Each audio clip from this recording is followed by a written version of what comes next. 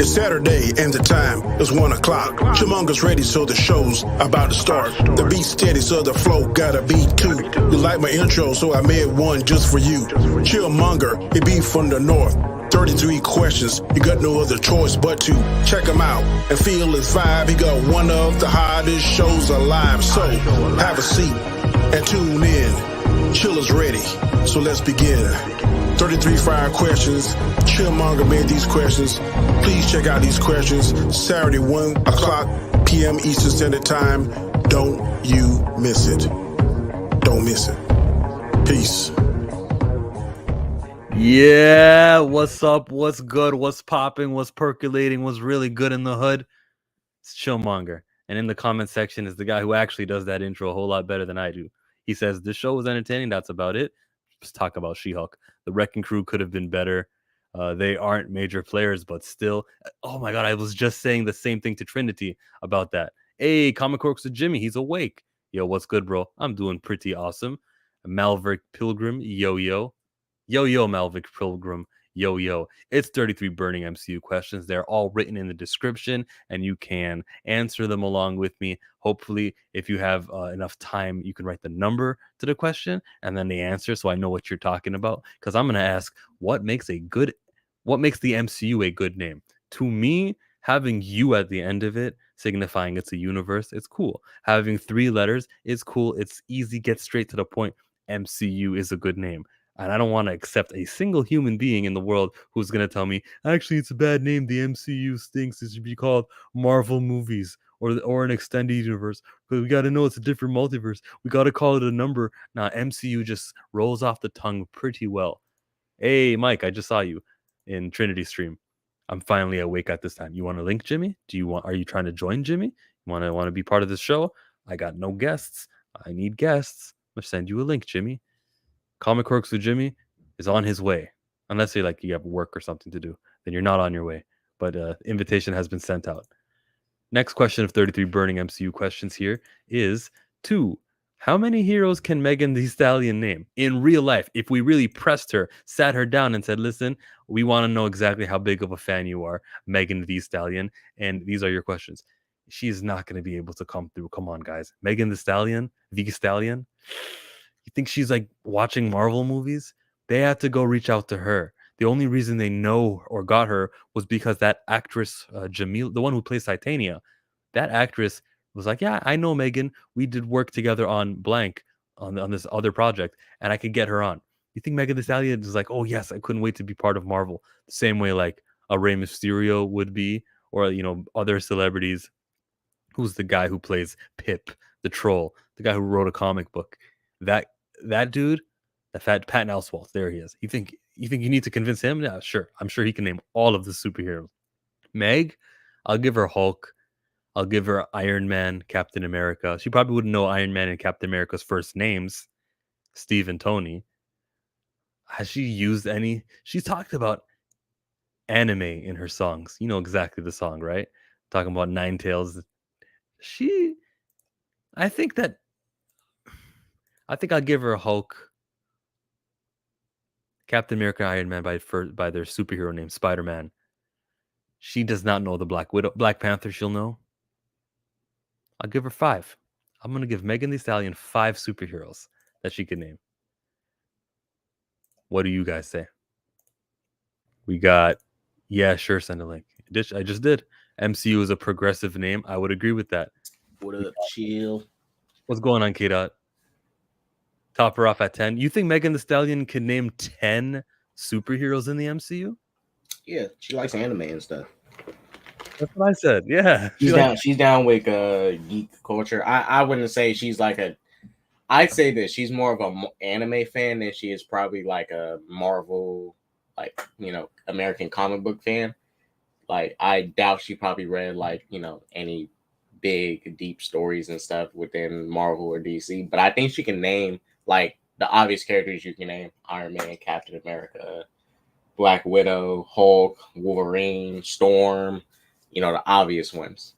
Mainly ones people seen in live action movies first so far up until now. Theo tops her off at 10.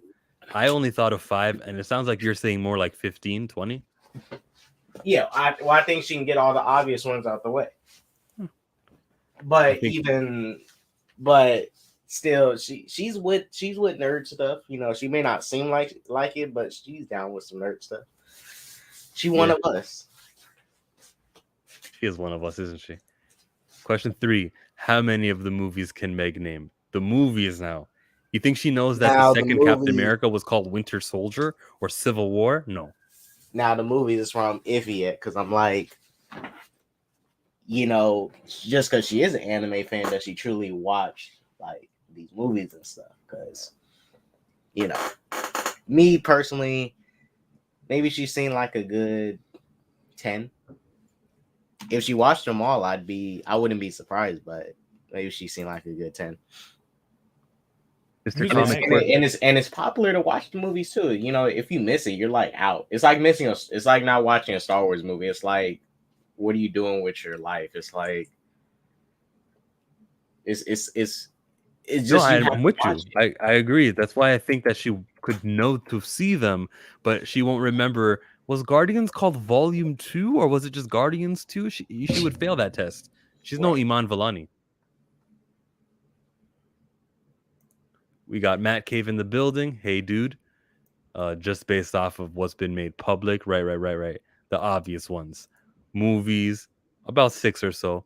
Yeah, she probably just knows the ones that are actually just called the name of the hero. Iron Man 1, Iron Man 2, Iron Man 3.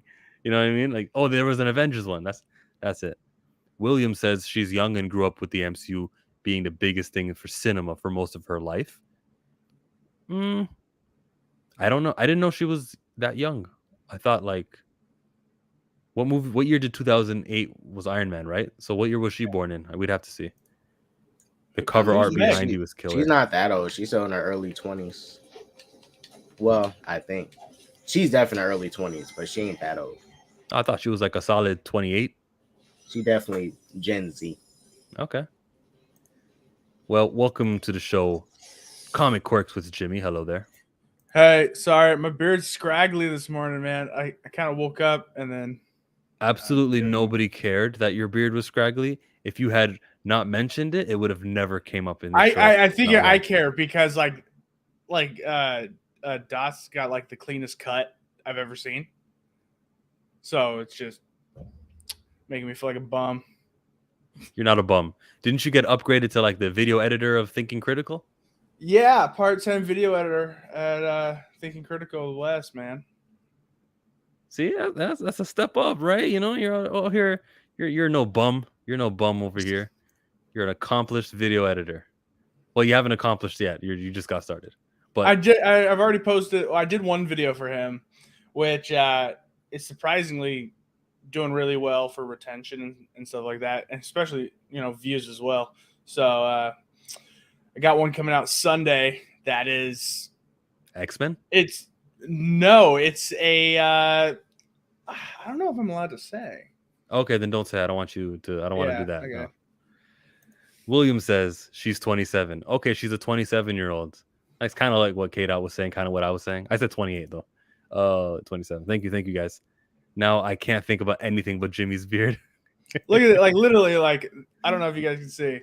Right here's fine. It's just right here. You ruined the magic.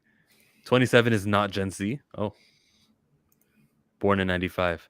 Hey, that's the Megan Thee Stallion portion of the show. 4. Who's the most stallion-like Avenger? Who can ride? Who can do this all day? Captain America. What? Okay. Wouldn't it be T'Challa? Because they Captain used horses. America cannot handle Megan Thee Stallion. Bro. Look, Steve is a soldier. He's a warrior, right? Yeah. But even Peggy, right? Even Peggy keeps him off his toes a couple times. And she would too for me. Like that's a whole lot of woman to be in the presence of. You think he can handle Megan? I don't know about that. He's a warrior. He's a soldier. He's not really. See, he's a warrior in the face of someone like Thanos, because Thanos is easy to conquer. If there's someone who could handle Megan, it would have to be Tony Stark. Yeah. Because remember what Steve said? Take off the suit. What are you? One of his things was Playboy. I don't know any playboys who aren't stallions. You don't get that playboy status just for nothing. That's a stallion. I mean, also Hawkeye owns a farm, so he could ride. He rides stallions. Okay, but have we seen T'Challa ride stallions? You said him. Do we just think he can do it? Yeah. You Did think he ride the T'Challa rhino? can? Nah, he took down the rhinos. He got was riding. surfing cars, dude. Yeah, he could surf cars. He probably the beginner course is on horses, and we get the cars later. We got a couple stallions up in there. The Avengers. Is the game in my background too loud? Can you hear it? Chillmonger? Yeah, I can hear it. Yeah. I'm gonna turn it down. We got what game are you playing? Mario Kart.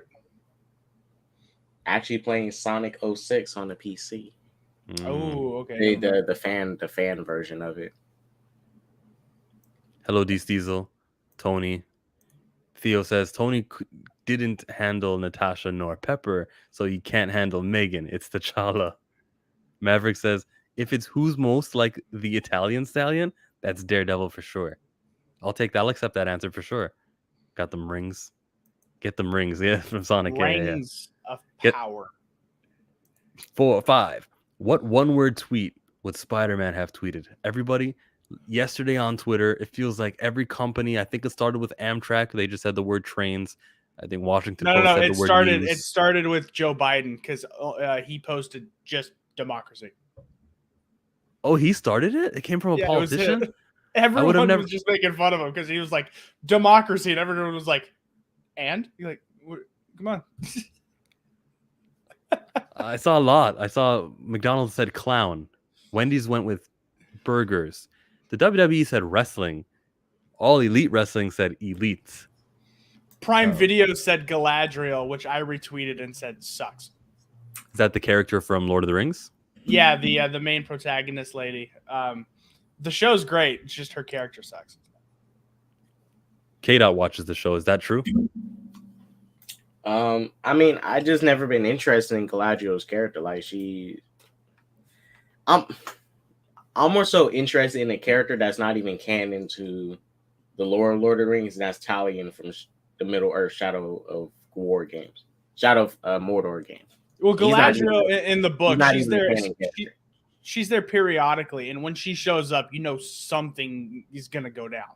So so having her be there every single episode and be like a warrior thing, it just loses the appeal. Meanwhile, I don't think she's bad in the show at the moment, but you know, she's not the thing I like about the show is the black elf. You know, it's the black. Yo, elf. Me too. He's rad. He's a G, so I'm messing with him. I have a theory he's going to be one of the first people to start being the original Rangers, which Aragorn was. Yeah. Tony Robinson, I have this brand new clip that I had that I was ready to whip out. Didn't know when I was going to use it, but I'll use it for your comments. I'm sorry, what? The question was about Spider-Man and what word they should have used it. Theo says they should have said thwip. Yep, that's what I would have said. That's the Spider-Man related word. Does whatever spider can, spins a web any size, catches thieves just like flies. Hey there. That thwip word is his word. He owns it. Hulk would own Smash. Captain America would, I don't know, USA? I'm like, everyone has their words. Thwip. Maybe broke. That is not a Spider-Man related. Peter Parker No. word. Maybe Tony. Tony, exactly. Please answer this question without insulting Tom Holland. Please do not. Oh, thank you. The light looks way better. If I knew you had a light, I would have told you about that. But like, did you see what Thor: Love and Thunder Twitter page posted? What did they post? They posted Mighty Strongest. Oh, yeah, Strongest Avenger. That's a good one.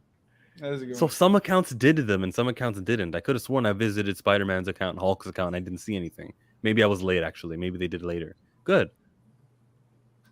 Thwip is the most popular answer. They wish Thor was the strongest Avenger. But in reality, it's Steve Rogers. He's the strongest willed Avenger. 6 is, did Marvel do Emma Fuhrmann dirty? Emma that? who? Exactly. So Ant-Man's daughter grew up 5 years, and they saw a woman or his daughter there, and he was like Oh hugging yeah. her. The actress name was Emma Fuhrmann. She found out Ah, that she wasn't part of the new Ant-Man franchise anymore. The same time we found out on that day when they were like casting Catherine Newton to be Cassie Lang. So did they do her dirty, or do they have to keep that a secret? I would say you I did do mean, her dirty. She was worth knowing. yes.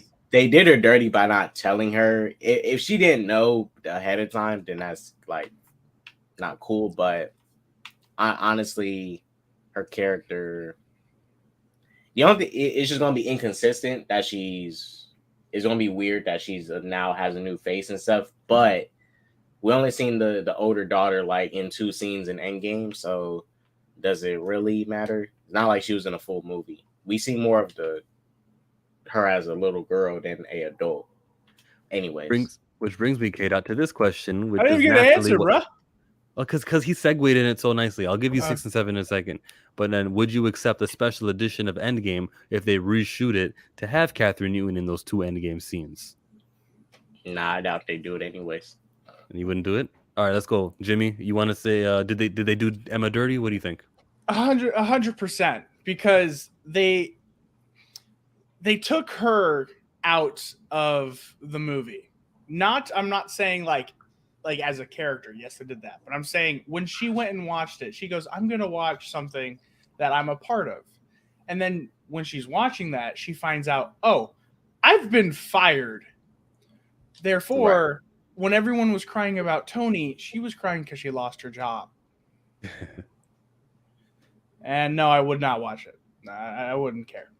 I would want to reshoot. I would, just for consistency's sake. I know people don't like the Star Wars special editions of how they changed who shot first and this and that. But like, if Catherine Newton, I think her name is Catherine. But if that actress is actually good, is the one that they're going to use, why should I ever watch Endgame again with that Emma Fuhrmann girl? Like, give me the reshoot.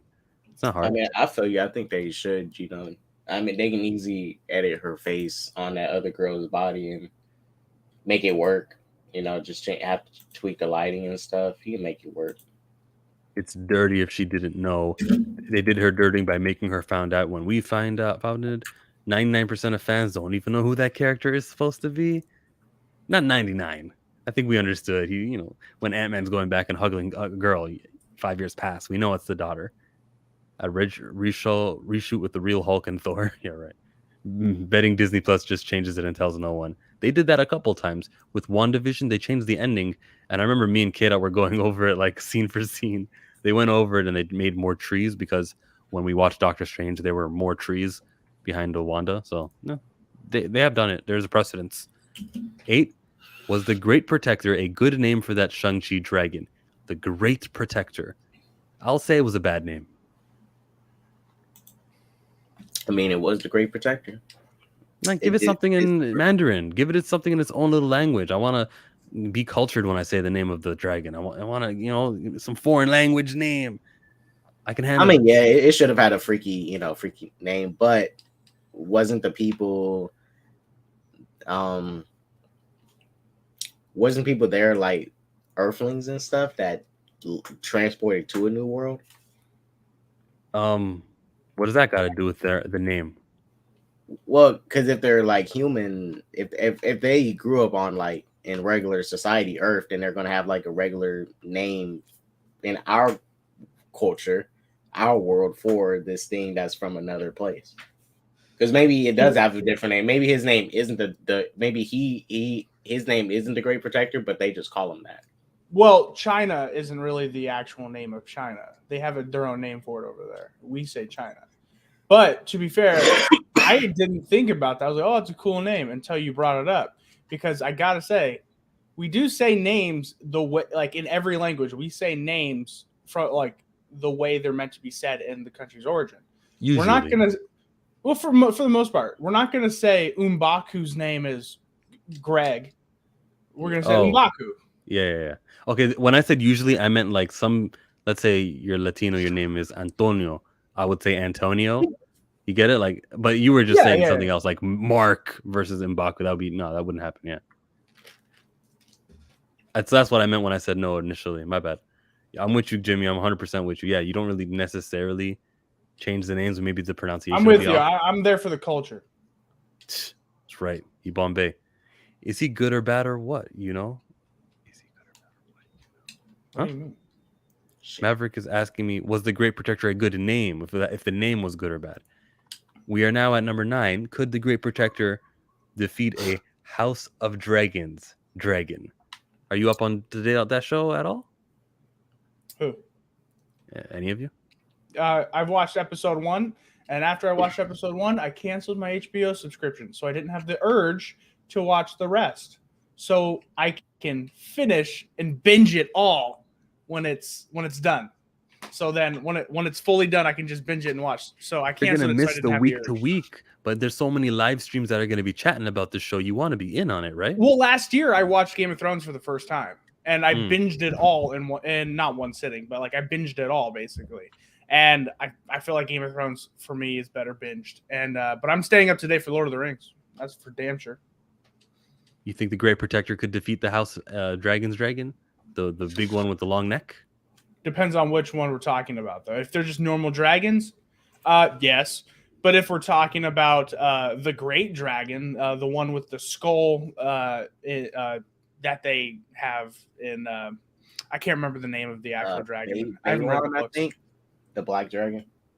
Yeah, it's like, I think it was like the grandfather dragon, like the one that like created like the rest of them. Like, but if we're talking about like something like that, no, not even close.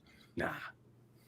I mean, well, with the Great Protector dragon, it seems like it's more agile than a regular dragon. Like, it's literally doing like kung fu and stuff. Like, its tail is pretty beast. I think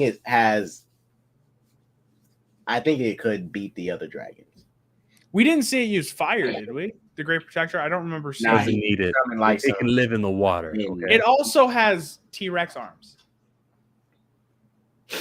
Well, and I think with the way the Great Protector fights, because with the dragons in Game of Thrones, all we've seen them do is that they can maneuver and shoot fire. Like, if they're at their strongest when they can maneuver and shoot fire and stuff.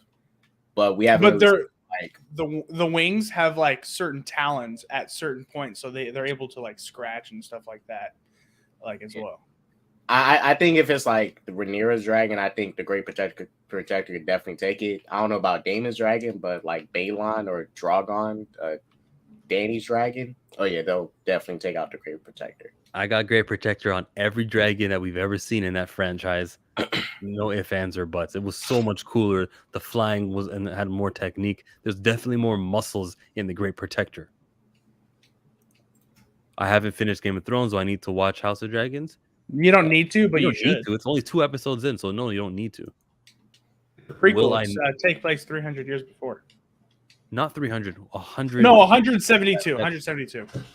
Yeah, which is such a weird number, but it makes sense to me if you're like, planning out kids and lineage and everything, then yeah, it would be some weird number like that going back in time. Fin Fang Foom, Game of Thrones, dragons. Yeah, you don't really need to know what's going on. House of Dragons is its own show because it's a prequel. We got question 10 is, who will take the vacancy of Spider-Man's best friend? Ned is out of the picture. Will Peter get another best friend? Is that Miles's role? I think this could be a good introduction of Harry. Harry. I'd like that. Yeah, Harry Osborn. Any objection? Well, but they already did Norman Osborn. That's the problem. You think Peter's going to be like, oh, you're an Osborn. Well, I just fought the regular Norman Osborn from, Raimi's universe. Should I really be best friends with this Harry guy? I think he'll be cautious of his father, but Harry himself, I don't think he'll think much of it. Well, and see, that's the thing. That's why with No Way Home, now he's going to have a suspicion that Norman Osborn is going to be a bad guy. So it's kind of going to it's not that he have a suspicion in his head, but what if they do a twist like, oh, Norman's not a bad guy, he's a good dude or something?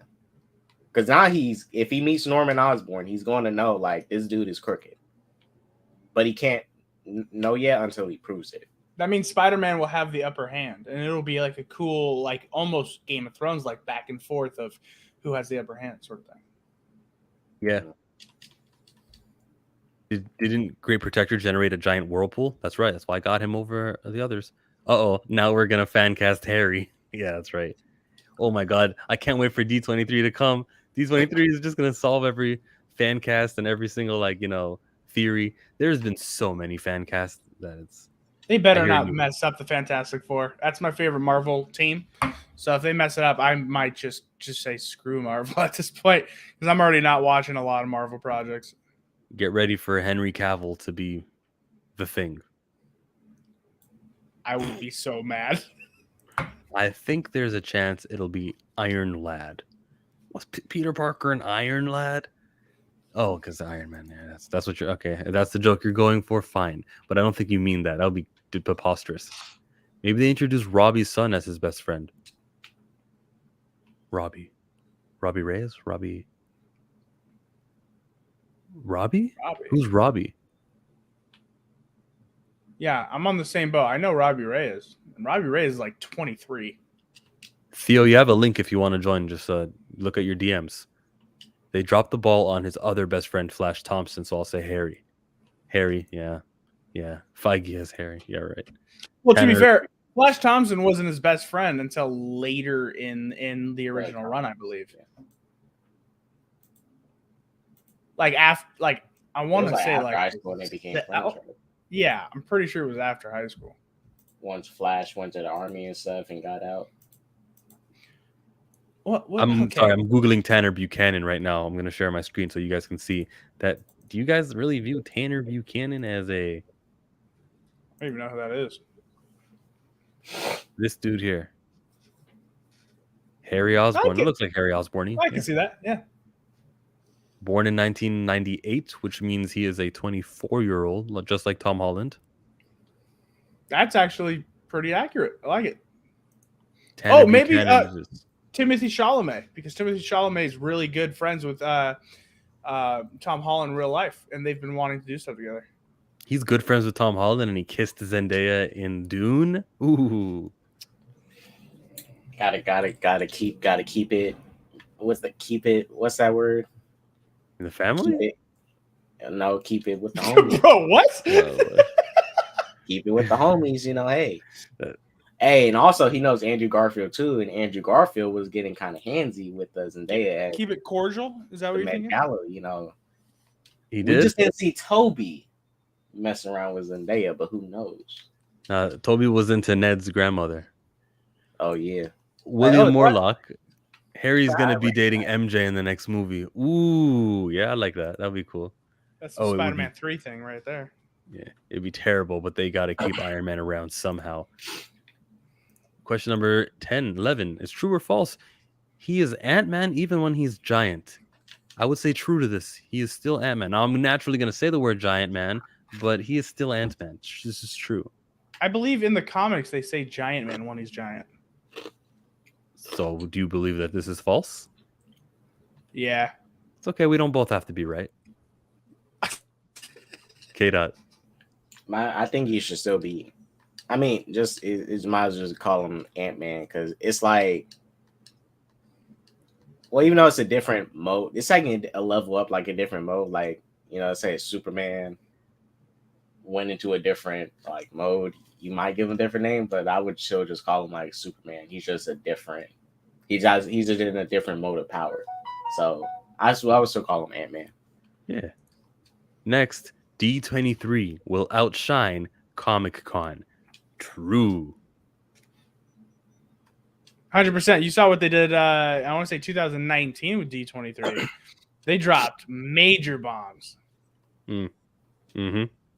They gave us She-Hulk and Moon Knight and Ms. Marvel. They said, I think Ryan Coogler came on this set, and he was like, you guys are not ready for Black Panther 2. Hey, Feige, should we even tell them who's going to be the villain? No, we're not going to tell them. We're going to let them wait. They were playing around the last D23. I feel like this time, though, because we know that there's a slate called Phase 6 with empty slots, they're just going to fill that up with things we don't even know are coming. I would like to welcome to the show, I ain't saying, I'm just saying, with Theo B. What's going on, everybody? What's going on? What's going on? What up, Thank you. Theo? I know you did Good, not bro. just ask me what's going on. I want you to ask me more questions than that. Give me the full intro. What's up? What's good? What's popping? What's cracking? What's percolating? What's really good in the hood? It is your man Theo Butler, and welcome to 33 Questions with Theo Monk. That's right. We were asking true or false about D23. Do you think it will outshine what we got Comic-Con Hall H? Yeah, I'm just going to say yes based on the amount of content that they're going to be discussing, going over, previewing at D23 in regards to what's going on with everybody else. Did everyone answer?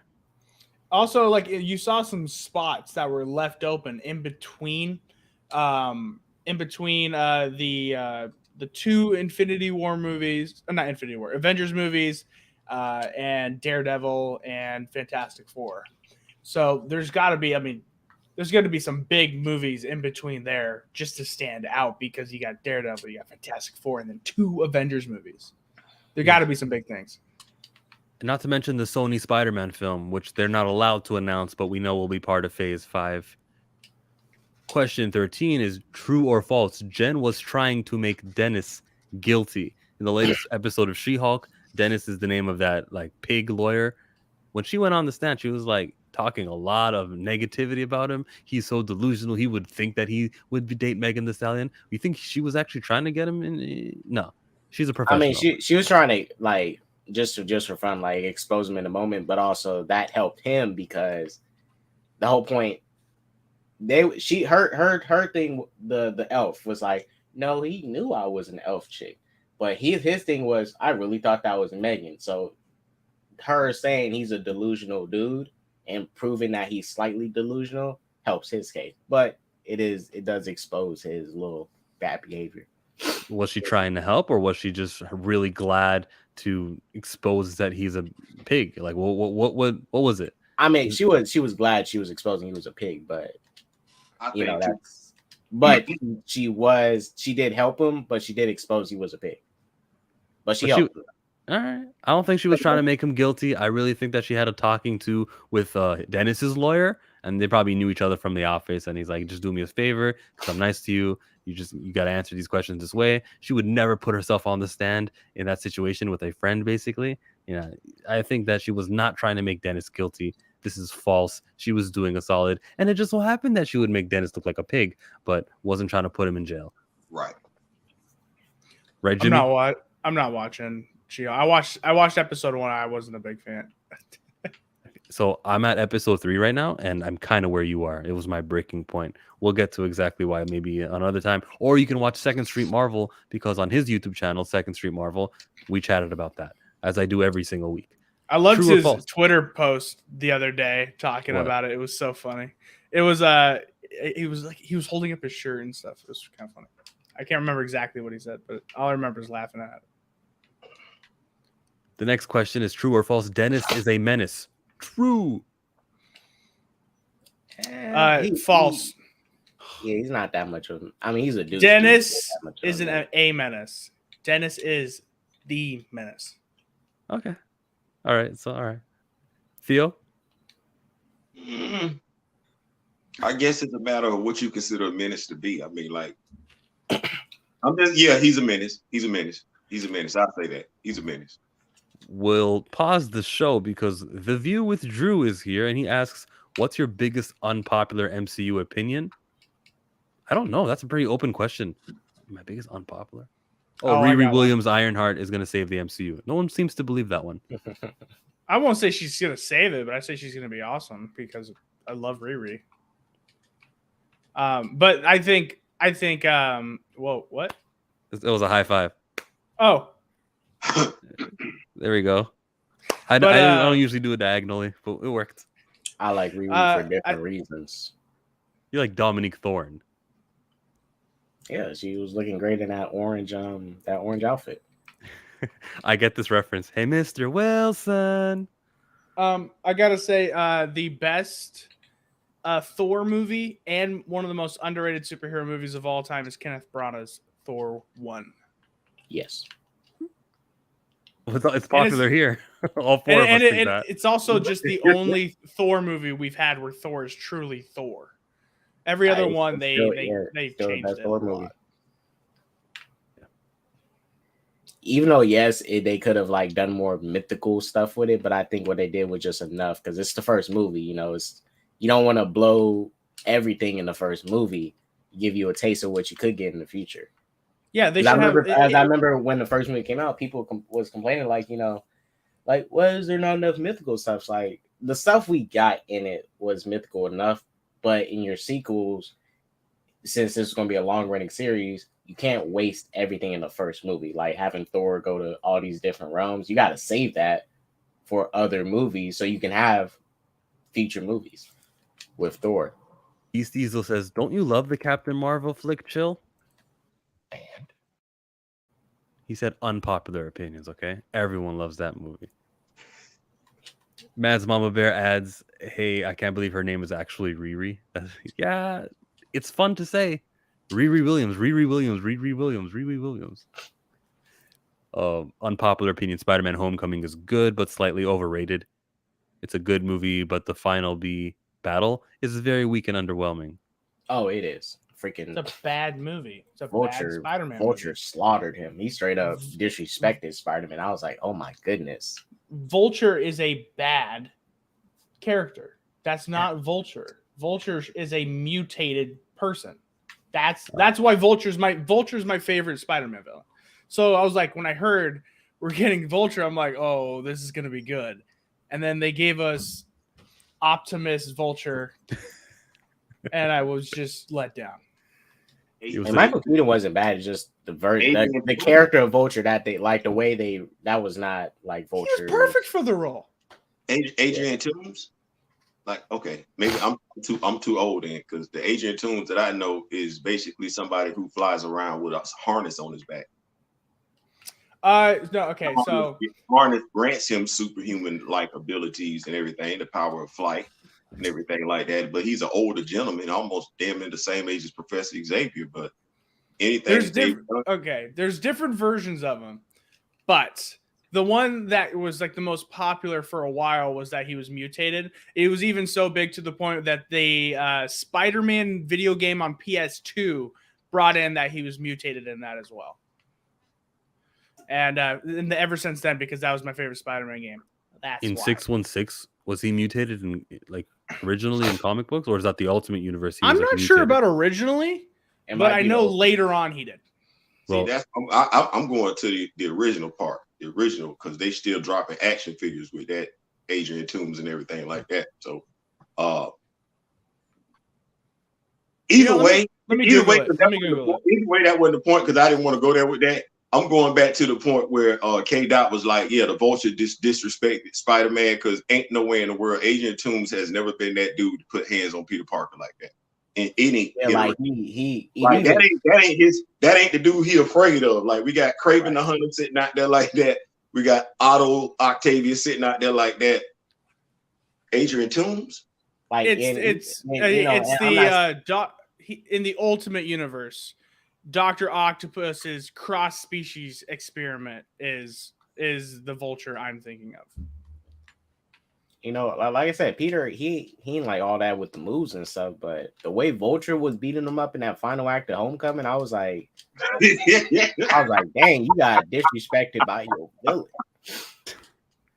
It shouldn't have been that villain doing that. Like, no, that shouldn't have been the one doing that. Right. If it was like Doc Ock or something or Green Goblin, but you know, you gotta, when you know the comics, you just gotta sit there and enjoy the movie with everybody else. Yeah, you got to make a lot of compromises. That's going to be tough. As a person who's read every comic of Riri, it's like, they're really going to take some liberties here. I saw her suit, and it doesn't look exactly like any of her suits before in the promotional material. And I'm like, all right, I'm just going to have to accept it. I just hope they do her character right. Can I show you something real quick? Yeah. This should sum up She-Hulk in like 2 seconds. Do I got to pull up your street? Yeah, my screen. Oh, no. It says, I hate being catcalled. And then it says, now watch me shake that. I got yeah. There's no consistency.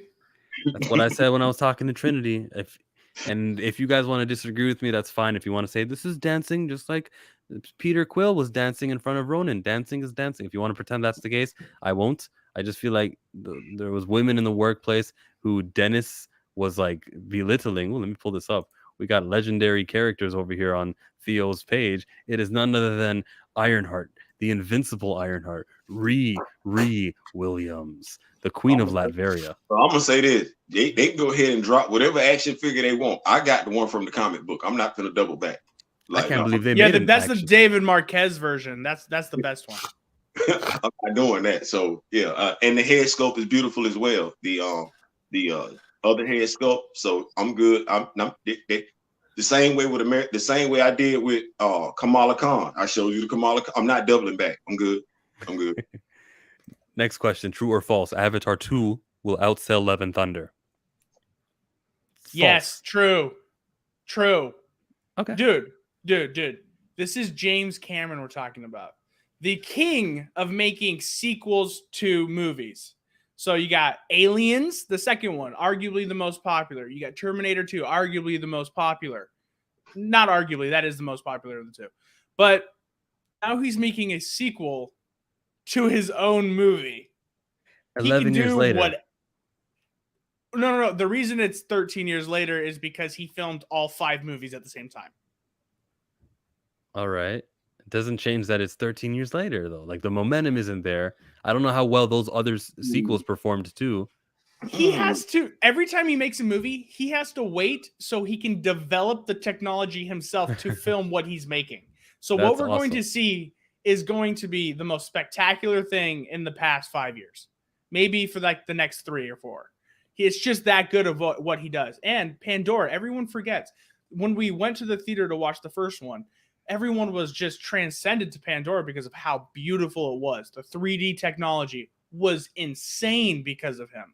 And now we're getting it in 4K with new age technology, with new age 3D visuals. This might be like the best movie of the year. And it's also my favorite sci-fi movie franchise.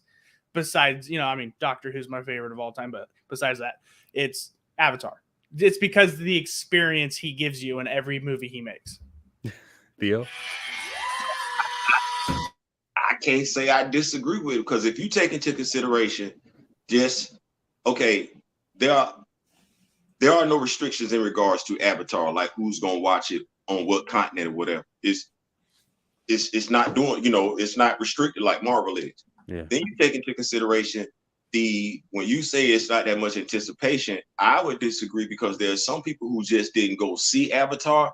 They just saw it when it came out on DVD. So there's that fan base that's anticipating when this movie comes out. So I'm like, I don't know, but let's put it like this. I experienced Avatar. I'm the group that experienced Avatar on Blu-ray DVD.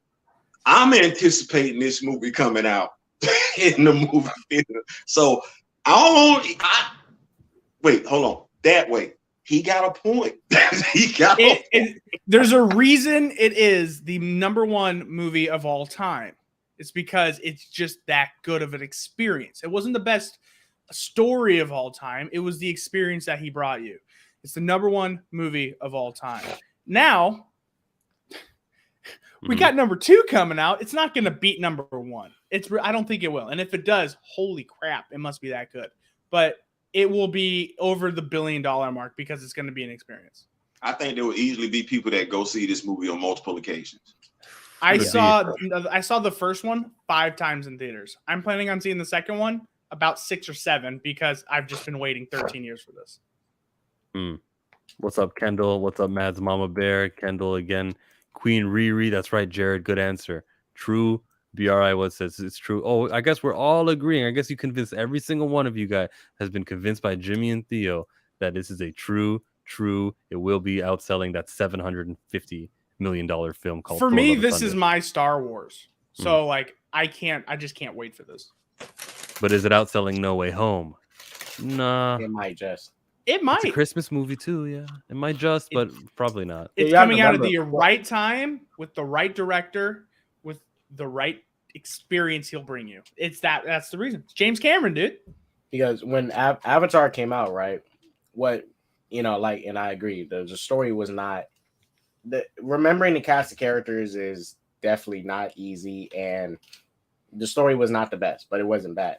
But the thing about that movie was those strong visuals that really drew people in, and we kind of underestimate that a lot of people go to these movies for this visually moving piece of art, So I'm telling you, the visual storytelling in this that people are going to experience is going to really get people to keep coming back. There was literally people. I think someone literally. I remember when someone died in the theater having a seizure because they not. I'm not saying this good thing, but someone literally died because they wanted to be in this world of Avatar, Pandora. It's not a good thing for that to happen, but that's how much people was loving this movie. It was a phenomenal one guy who needed help, and I'm not glad that happened. I'm not glad it happened either, but that's how crazy people was about this movie. Like, people were not super insane, but it was more than just Space Smurfs. What'd you say, Kata? I think it's easy to, I don't think we can appreciate truly how the visual aesthetics overcompensated for the story. Like, I want to like watching it. If you, like I said, I saw it at home. So if you got it on a high definition television and you watching the Blu-ray and everything like that, you looking at this in a whole different light than you looking at a regular DVD. You like, good God Almighty Jesus, like it was there. So if you seeing it at home, I'm one of those people who's like, okay, watch this. I want to go for the visual. like the storytelling takes a backseat to the visual experience. That's what I'm going there for. And if the story experience is all that in a bag of chips, now you're going for multiple reasons on multiple occasions to experience this movie. So I think it easy out. Okay, I got to do two things. Purple Minded said it's just because it gets re-released so many times is why it's number one movie. You're forgetting it was number one before it was even re-released. You're also forgetting it was only re-released twice. Once when it was the 10th anniversary and they wanted to do a cool thing for it. And it was still the number one movie at that time. And then when not Avatar 2. Theaters were closed for COVID. Well, no, I was saying for Endgame. When that came out, Endgame was in the theater longer than it was supposed to be, longer than the 90 days. And that's how it continued. And that's how Endgame got number one. And then I want to say 2019-ish, theaters were closed for the most part, but it was re-released because it was announced that it was finally coming out, and they gave us like a poster for it, and then they re-released it to bring people back to the world of Pandora. And that's why then again people went back because of the experience, and it got to number one again. So it wasn't just because of that. You're also forgetting another thing. What was the movie that was number one movie of all time before Avatar? Titanic. Who directed that? Who directed that? James Cameron. Wow. So James Cameron beat the number one movie of all time, which was his own movie. Yes. You like that one, huh? That was actually Pert Minded says, what the F dot? It's not worth dying for. It's not, but people. I mean, I didn't die for it. That person wanted to do that for it, but it happened. I was like, it's not that serious, but people was crazy about this movie. It's just the world itself was enough for people to go like, yo, I really want to be in Pandora. It was like when we saw Black Panther, it was like, yo, I want to go to Wakanda. Like, it was also because you want to be there. You want, that's how good of the experience was. When the movie came out, it was brand new IP. So everyone and anyone could go there and watch it for the first time and know what's happening. And anyone could show up and watch it. And so everyone did. And even to your point, I don't want to discredit the fact that it's been, it was re-released. It was re-released because people wanted to watch it. Like, nobody's re-releasing a movie that nobody wants to watch. People the demand was there. It got released, so and people went to go watch it. So I mean, like, it's one of them things where like, and I'm not. Watch this. I'm a superhero guy. I'm not that much of a sci-fi guy unless we talking Star Trek. You know, just keeping it a buck. But I got to give it to Avatar. Thank you. Live long and prosper. You know, it's one of them things where I got to give it up to that movie. Like, as somebody who's just like, yeah, I'm on the outside looking in when it comes to sci-fi. I know I'm gonna go check that out.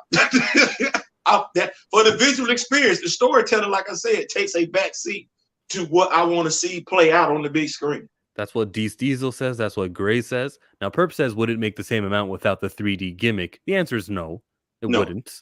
And that's part of the whole thrill. And actual movies being made for 3D, they don't all get made for 3D. They say that you can watch these movies in 3D, but aside from like one scene early, really nothing gets really 3D. Right, K-Dot?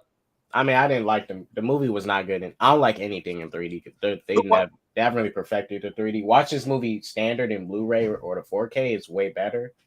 3D, I'd say 3D ruins the experience of this movie because the 3D technology was like, it wasn't even that good. It was just average at best, and the whole movie wasn't even in 3D. Some scenes would pop, and some scenes wouldn't. It was just a weird way to watch the movie.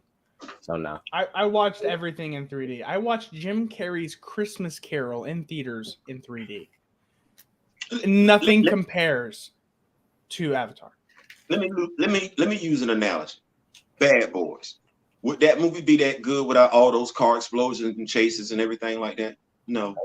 Need all that stuff. That's the signature. I don't think the movies are good in general. So I don't want to split hairs. You know, it is what it is at the end of the day. The you know, for the most part, we're all in agreement that we went there, we enjoyed the movie, the visual experience outweighed the storytelling experience. This is what people have been looking at. The movie stood the test of time. It's gonna come back out. It's highly anticipated. I just think it is what it is. You know, every movie without its key moment, character moment, would just be another movie. The visual aesthetics set this movie apart from everybody else. So I just think that's, you know, I don't want to play hairs on that. Yeah. And look, like I say, you know, with Avatar, I think stories were very average, and I think there's only two characters from that movie that you can actually remember the name of, Neytiri and Jake Sully. But watching the world play out as it was with the story they did work with, it was like, that was some great world building they was doing. I lived in New Zealand for a while. One of those phrases I picked up, you can't shake. That's because you said the word heaps. Bruh, this might make more money than any Avengers movie in the opening weekend. Oh my God. No, it's not making more than Avengers Endgame on opening weekend. We're getting a little bit ridiculous. There's no urgency to see the movie right away because of spoiler culture and yada, yada, yada. But if it does get there, it gets there. Anyways, you really changed my... Jimmy, you're muted. Didn't Avengers Endgame make like 700 mil in the opening weekend? No, it was 300. Oh, yeah. Globally, you're right. You did. Yep. That was madness. Absolute insanity. I don't expect that happening here. The 4DX experience will probably be the best way to watch Avatar 2. I can smell Pandora. That was question 15, and that took a long time, but we're going to make that an individual video and cut that and slice it up. I'm Chillmonger, SSJK.Sanctum. Yo. I ain't saying, I'm just saying with Theo Butler. Comic Quirks with Jimmy. Follow us all. 16 is true or false, Nick Fury and Maria Hill are friends. This is true. Just friends. True. I think they're friends, but the unlikeliest of friends. The friends that became friends because they're just together.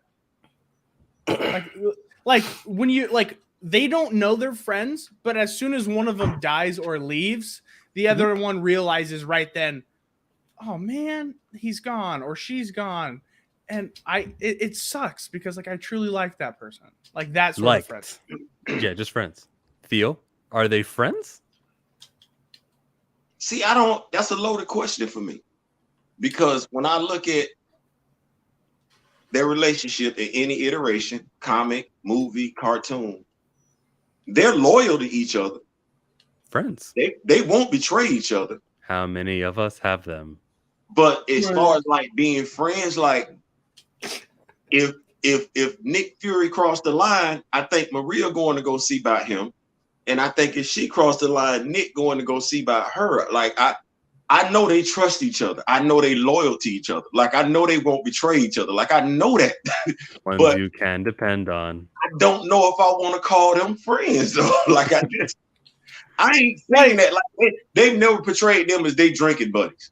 That's like, never remember in Far From Home where he was like Magneto. Those were Skrulls. Those were Skrulls. No. Well, yeah, you're right.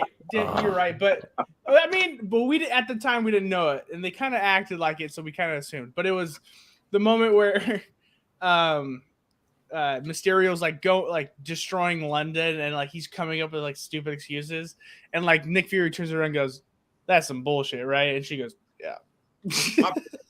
No, they're not friends. Because I'm going to go all the way back to Nick Fury when he was with the Howler Commandos. Nick Fury ain't got no damn friends. He got people that he worked with. MCU only. You can't go to the I got to go MCU? Well, no, only MCU. Oh, Coulson wasn't his friend. Coulson was his friend. During Captain Marvel, remember when he was going to report that Captain Marvel was down there with Nick Fury? And he's like, I don't see anybody here. Chill. You remember the way he used Phil's death to motivate the Avengers and stuff. Like he ain't got no friends. I'm just gonna tell you. I wouldn't say they were friends because he really like even though what he did inspire the Avengers to like let's work together. But the way he used them, he was like, "Yo, my friend just died. Y'all should work together." Like no, okay, they're friends. Doing some master manipulator stuff.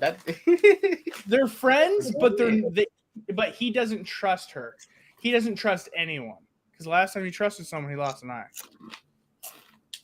Oh God, that was so stupid. I hated Captain Marvel. I'm sorry. I like to pretend that scene didn't happen. True-ish.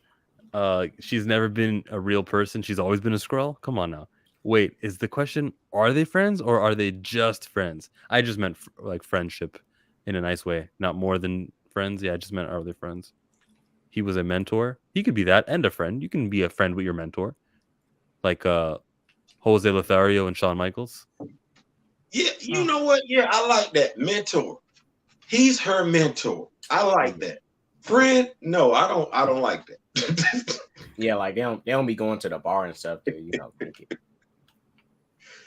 He doesn't have a group chat. They definitely respect each other, but Maria always been a Skrull. Fury has no friends, but she's the closest thing. What if Maria always was a Skrull, though? Yeah. Co-worker? They are co-workers. He definitely didn't add her back on Snapchat. He did not add her back on Snapchat. What's he going to send on Snapchat? You think he figured out Snapchat? I mean, I'll be honest with you. I think the Skrull thing is very recent because Nick Fury hasn't seen Captain Marvel since, Endgame. Like, she been gone from Earth, and she been with the Skrulls. So I think the whole thing with the Skrulls is, like, very recent. So if anybody was a Skrull before, it's like, what Skrull did they leave behind? Because at Captain Marvel, they took all the Skrulls to wherever they was going to go. I'm saying retroactively, they can say Talos' wife was always playing this character called Maria Hill. What really happened to Maria Hill is Maria Hill died on her first mission in 1998. And then since then, Talos' wife was like, I'll just look like her forever. Oh, so that's why he came to Earth. Had to get his boo. And that's why he's working with the Skrulls on like the moon base thing. So that would make the question obsolete then. None of my questions are obsolete, okay? They're all extremely substantial questions in which we cannot ignore. You know what I mean? It would make the question, you know what I'm saying? Like, you know what I mean? Because I don't know what word to use now because I don't want to do that. You know what I mean? Because she ain't never been her and her ain't never been she. So, because your question was about her and not she. You see what I'm saying? I ain't saying, I'm just saying. Are you pooping where I'm peeing? Associates. So what now? Are you pooing what I'm peeing? I think is what he said. Are you pooping where I'm peeing? Yes, I am. You picking up what I'm putting down? Exactly. They're speaking American. Question 16 is true or false. Nick Fury and Maria. Oh, my bad. Hold on. Question 17. Morgan Stark is a good kid. This is false. She learned all those swear words from her daddy, Tony. She's the rich kid, has the access to all of these machines. She was, A single child? single child. That's never good. That's not good for communication, right? I think. I don't know. I'm making that up. And she was raised by the offense. mom with no dad in the household, which is, sad. That's not optimal. So false. And every child picks up their parents' best and worst traits tenfold.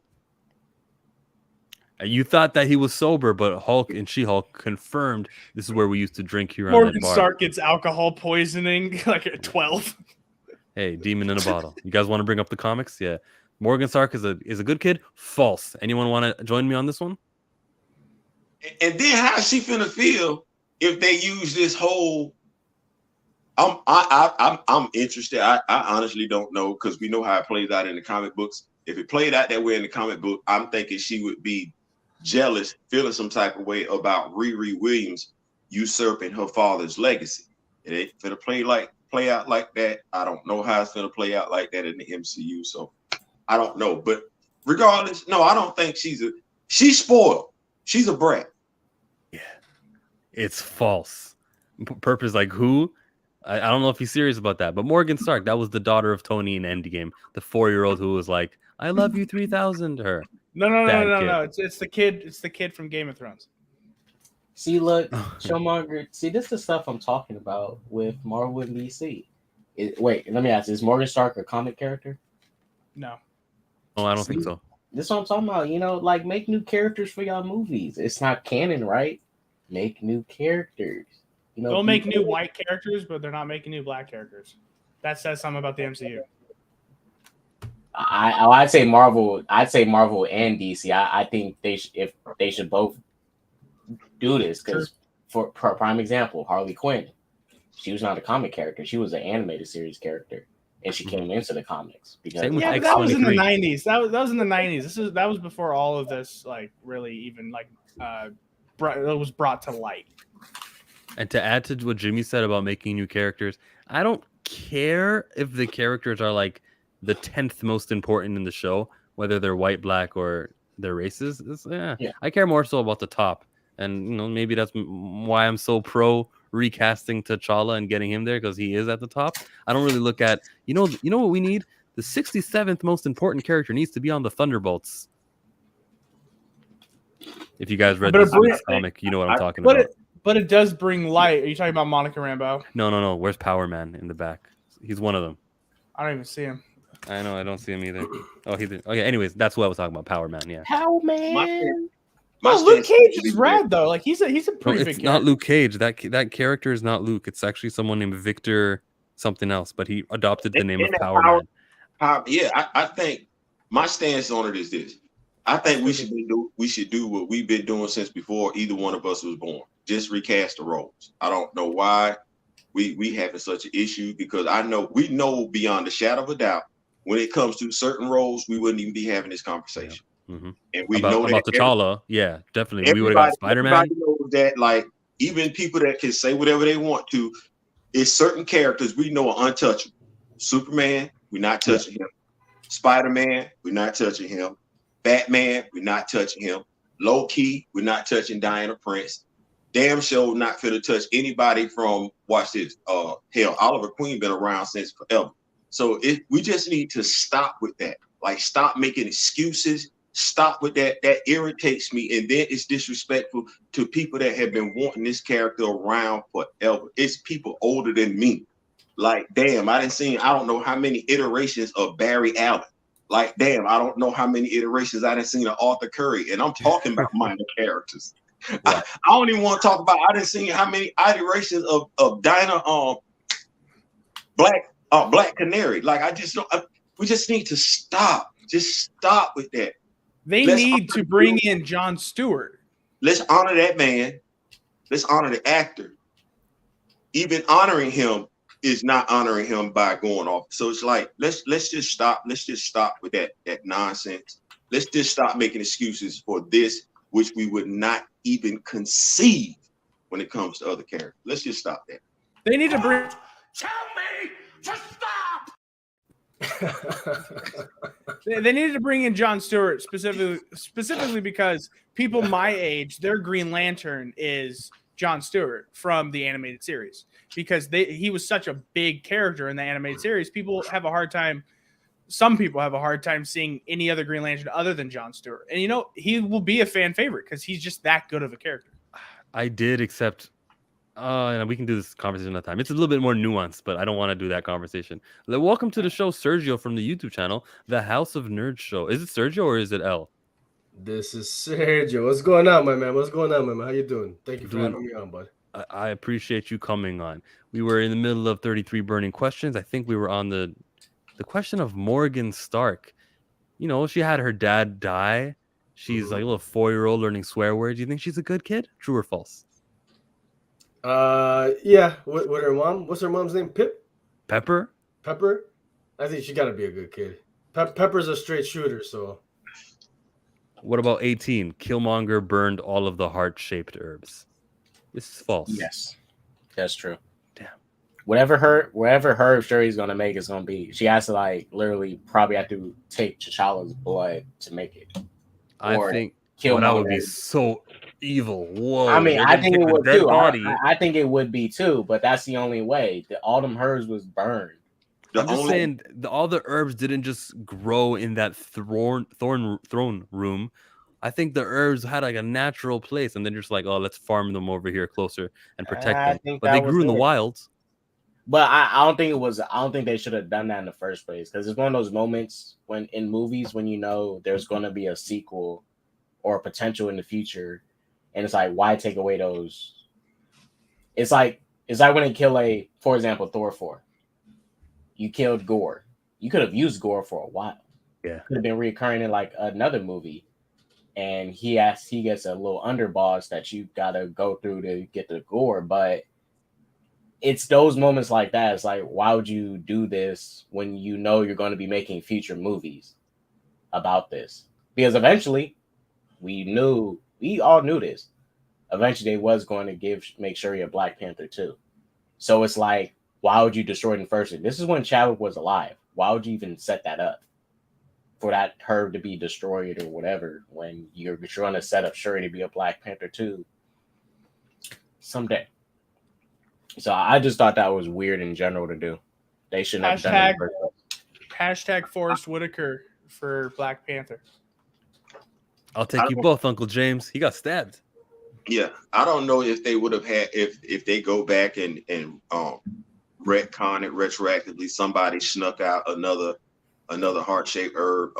To K-Dot's point, to y'all point, it shouldn't even be about where all of the heart-shaped herbs were in that throne room. It should be something that grows out in the wild. As a matter of fact, it's actually depicted in the comics as growing out in the wild. You got to go get it, collect it. I'm hoping So you're with me. It's false. Killmonger did not burn all those herbs. Yeah, I mean, it shouldn't be. It should not be.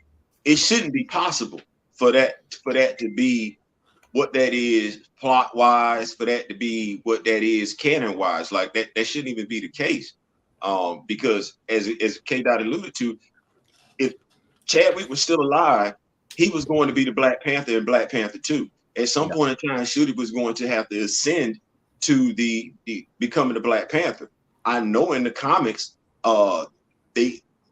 Eric Killmonger created a synthetic heart-shaped herb. So I don't know if that was the plan. I know Michael B. Jordan and Ryan Coogler have a connection. So I don't know if that was a plan down the road for the heart-shaped herb to be recreated. I don't know. But it shouldn't be possible. It was supposed to be a heart-shaped fruit veil. Get it? Yeah. I got you. Petty. You petty. How do we ban someone from their own channel? Oh my god! I don't think you guys can do it. I don't think you can do it. I'll clip myself. No, what you need is time to get your mind right. That's the best roadie right there. We lost the roadie. We got some comments here saying Kendall says it's be a great arc for her to go through shit and come face to face with Bast like Bashinga. Oh, you talking about the Shuri? Yeah. He says, I hope she pleads to boss. False. Nakia took one out while they were burning, but the rest of them burned for sure. Oh, Well, I mean, the one that the kid took, they gave to T'Challa. So that one's yeah, right. my question is just asking if they burned all the herbs. So yeah, I guess there was a problem with my question again. That seems to be happening a lot today. You know what I meant though.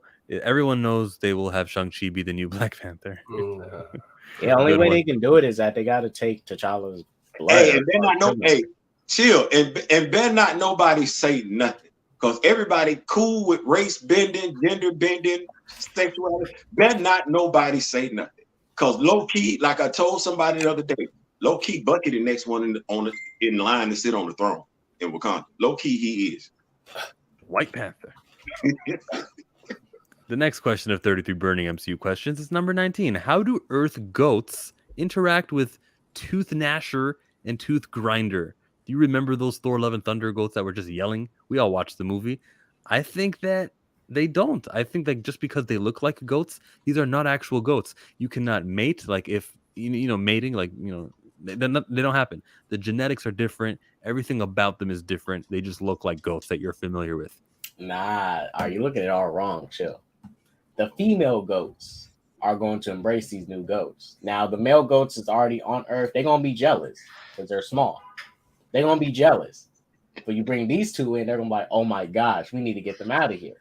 So I think they'll be Gucci. They'll be good. They'll be good. But they are not actually Earth goats. So I don't know how mating is going to work. I don't even think it'll be possible. But yeah, I think they'll be fine. Anybody else want to touch this one? The goats? I don't want to touch anything about those. They're bizarre. Sergio, you think these goats interact with real life goats from Earth? Like, ugh. I don't know, man. I mean, they look pretty. I haven't seen Love and Thunder yet, but I mean, I feel like you can have a little bit of a mishmash with the Earth goats, you know. It's Spider-Man all over again. Cross species genetics. There you go. There you go. Next question is, which one of the goats has more teeth? Is it a tooth gnasher or is it a tooth grinder? I feel like if you're a tooth grinder, you don't need more teeth. You just have enough teeth to grind other teeth. So you probably have the stronger teeth. But if you're the goat that's called the tooth gnasher, then the tooth gnasher is the one with all the teeth. Yeah. Tooth grinder got the dope fiend teeth. So tooth gnasher. No, tooth grinder. Is that it? Yeah. Tooth grinder has the most teeth because tooth gnasher. Tooth gnasher has the most teeth because tooth grinder will grind his teeth down so much to where it looks almost bulimic. That's logic. Mm-hmm. I'm glad we took that with the utmost seriousness. That's right. Science. So we got 4 votes for Tooth Gnasher, and I saw Theo nodding his head. Theo, Tooth Gnasher has more teeth than Tooth Grinder? Jill, are these goats from the comics? Yeah. Yeah, they are. They're comic book goats, yeah. Yeah, I'm gonna go with that one too, Nash. 21. Would you rather own an Iron Man suit for a year or be the Hulk? I think once you have the Iron Man suit for a year, you created all these enemies. You need to, you know what I mean, have that forever. Because if you're the Hulk, it's going to take some time to get used to it. You're not Jen Walters. I mean, like Bruce Banner. You're him. You're going to have the anger issues. But then once you have Hulk powers, you can regenerate. You'll live a long time. You basically have a suit of Iron Man. So it takes a little bit of training. It's only for a year? No. The Hulk is permanent. Iron Man suit for a year, or you could be the Hulk. I'd rather just be the Hulk. I'd rather get Iron Man suit for a year because, all right, if I have to take Bruce's problems with the Hulk, then that means I got to fight with another personality. So if I become the Hulk, it won't be me being Hulk. It's Hulk being Hulk. So technically, all I get is just the regeneration, and that's it. That's a lot. What does the suit provide you? I'm not going to be in that much danger for a year. I mean, I can go a whole year without getting into a fight with somebody. I've done it before. If I get the Iron Man suit, I get women. I can get into things that I normally couldn't. I would be highly exclusive. I have a lot of money because I do appearances for a year, one single year, and then it's Okay. done. Okay, the $300 day cameo, before, so on the 364th day, Yeah, I sell it to the army and make billions. this guy, and then you go to jail because you gave them something that's not gonna last. Yeah. No, I gave it to him, and then yeah, deal's a deal. I got the receipts. You said I got the Iron Man suit for a year, be a Hulk for the rest of my life. Yeah, Okay, now first I was going with the Hulk for all the obvious reasons. yeah, Then, the obvious reasons. yeah, for the obvious reasons. I mean, eternal life, you get to heal from wounds and stuff like that. You can still be Professor Hulk and stuff like that. Why would you want to live forever, though? That's the saddest thing in the world. I'm gonna say people that died probably gonna disagree with you. No, it's not about that. It's about you having to see everyone you've ever cared about die, and then everyone you've cared about dies. You are alone. I hear what you're saying, but the person that just got hit by a truck yesterday probably disagrees with you. So I'm, because as long as you live, the thing is that, and I think we get this. I think we underappreciate this. As long as you live, you have an opportunity to make changes. Yeah. You have an opportunity to do something about something. You have an opportunity to, if you live long enough, to do something about creating eternal life for everybody. Those chances go completely out the window once you're dead and gone. Nevertheless, that ain't the point. I'm gonna go back with this one. Iron Man, the suit, because I would backward engineer the suit of armor. Thus, I have the technology to it. I could either make my own suit going forward or do the highly profitable thing and sell components to different individuals and make money, thus have a pretty good life without making enemies. No, but the thing is, though, about life is it's the reason life is so good. It's because of what you do with the life. I mean, what you do with the life with the time you have. It's about the life in the person, not the person in life. Let me ask you this question. You got both your parents? Yeah. I don't. I lost my mother a month before my 14th birthday. My grandfather passed when I was in my early 20s. My best friend passed when I was in my mid 20s. My grandmother passed when I was in my early 30s. My aunt passed when I was in my mid 30s. I think I get your point. You still can't do anything about saving their lives if you don't know. But look, like if he's eternal. You don't know that. If I got eternal life, who's to say I can't invent a process where I can go back and bring them back? You don't know that. Ooh. Once you're dead and gone, you have no opportunity to do anything. You're dead. As long as you have life within you, you have the ability, the opportunity to do anything that you put your mind to. If you lose your life, if you lose life by just being eternal the entire time, what you're doing is you're trying to tell me, somebody who's experienced death on multiple occasions on a more closer basis than you have, you're trying to tell me how to feel about it. You can't. It's an opinion. You're entitled to yours, and I'm entitled to mine. I'm not trying I'm not telling you how to feel. I'm just saying if you lose that mortality, you lose that essence of being human. That's an opinion. That's your opinion. You're entitled to it. I'm not saying that you're wrong. What I'm saying is I have my opinion. I'm not going to try and press my opinion upon you. I got you. I can see why it would work for someone like Theo, who's lost close family. Like, how many more closer relationships are you going to make now with your eternal Hulk life? Which isn't really eternal, is it? Like, he may die eventually. No, he literally lives forever. Even in Donny Cates' run of Thanos, we see he's still alive even at the end of the universe. Oh, like the end of the universe of millions of. Go ahead. That's why even for me to go off it, right? Like I say, it depends. It depends what type of person you want to be in your eternal life. If you want to be a person that's going to be a recluse, well, I mean, obviously life might be a little bit boring for you, and but you do have a bunch of opportunities to make the relationships for lifetimes with many different people. You see, you're just going to be people you don't like and people you will like. But also to go off of Theo's point, you're going to have an opportunity to do some stuff. Like, you're going to be here longer than everybody else. You can take what you know, anything from the past, and use it to help shape a future one way or another. Like, you're going to have the upper hand that people don't. I mean, and even let's look at the question that we're entertaining, the universe that we're entertaining. We said the Hulk, but didn't these cats just invent a time machine? I mean, if this is the mindset that we're looking at, these cats just invented a time machine. So if I'm the Hulk, I've lost a family member. I sit down and think about it. Okay, well, let me invent a time machine and either do one or two things: go back and spend time with my family members who have passed, or invent a cure to save those family members. My mother passed from tubular pregnancy. That should have been an easy fix considering the paramedics came by the house and she was still alive. That should have been an easy save. It wasn't.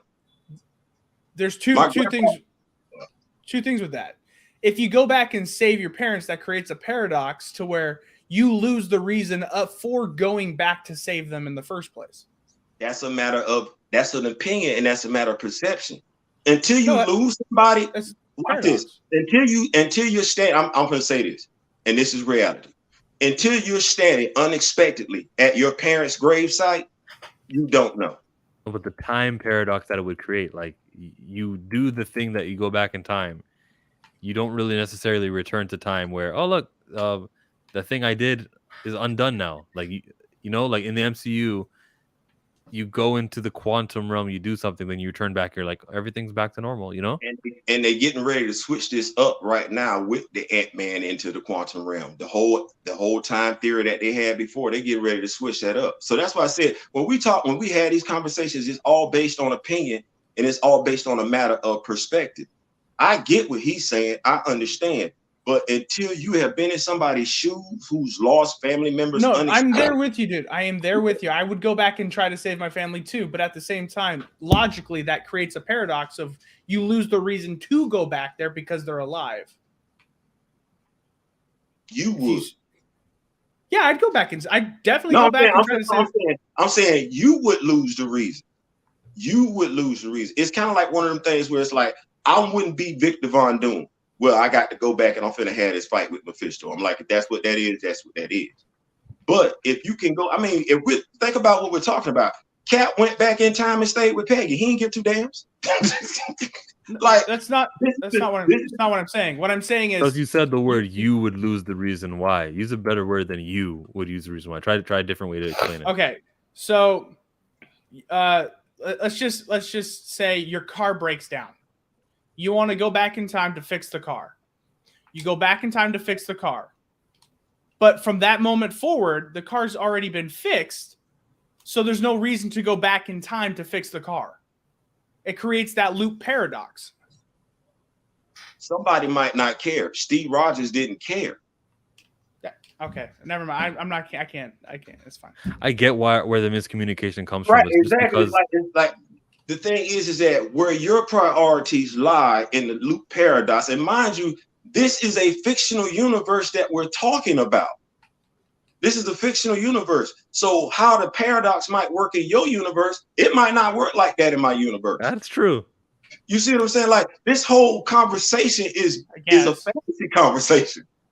You know, like and the realm of believability. That's what we're stretching the realm of believability. So I don't want us to get caught up on the specifics of, oh, it should work like this, it should work like that. I feel this way, I feel like that. Everybody is entitled.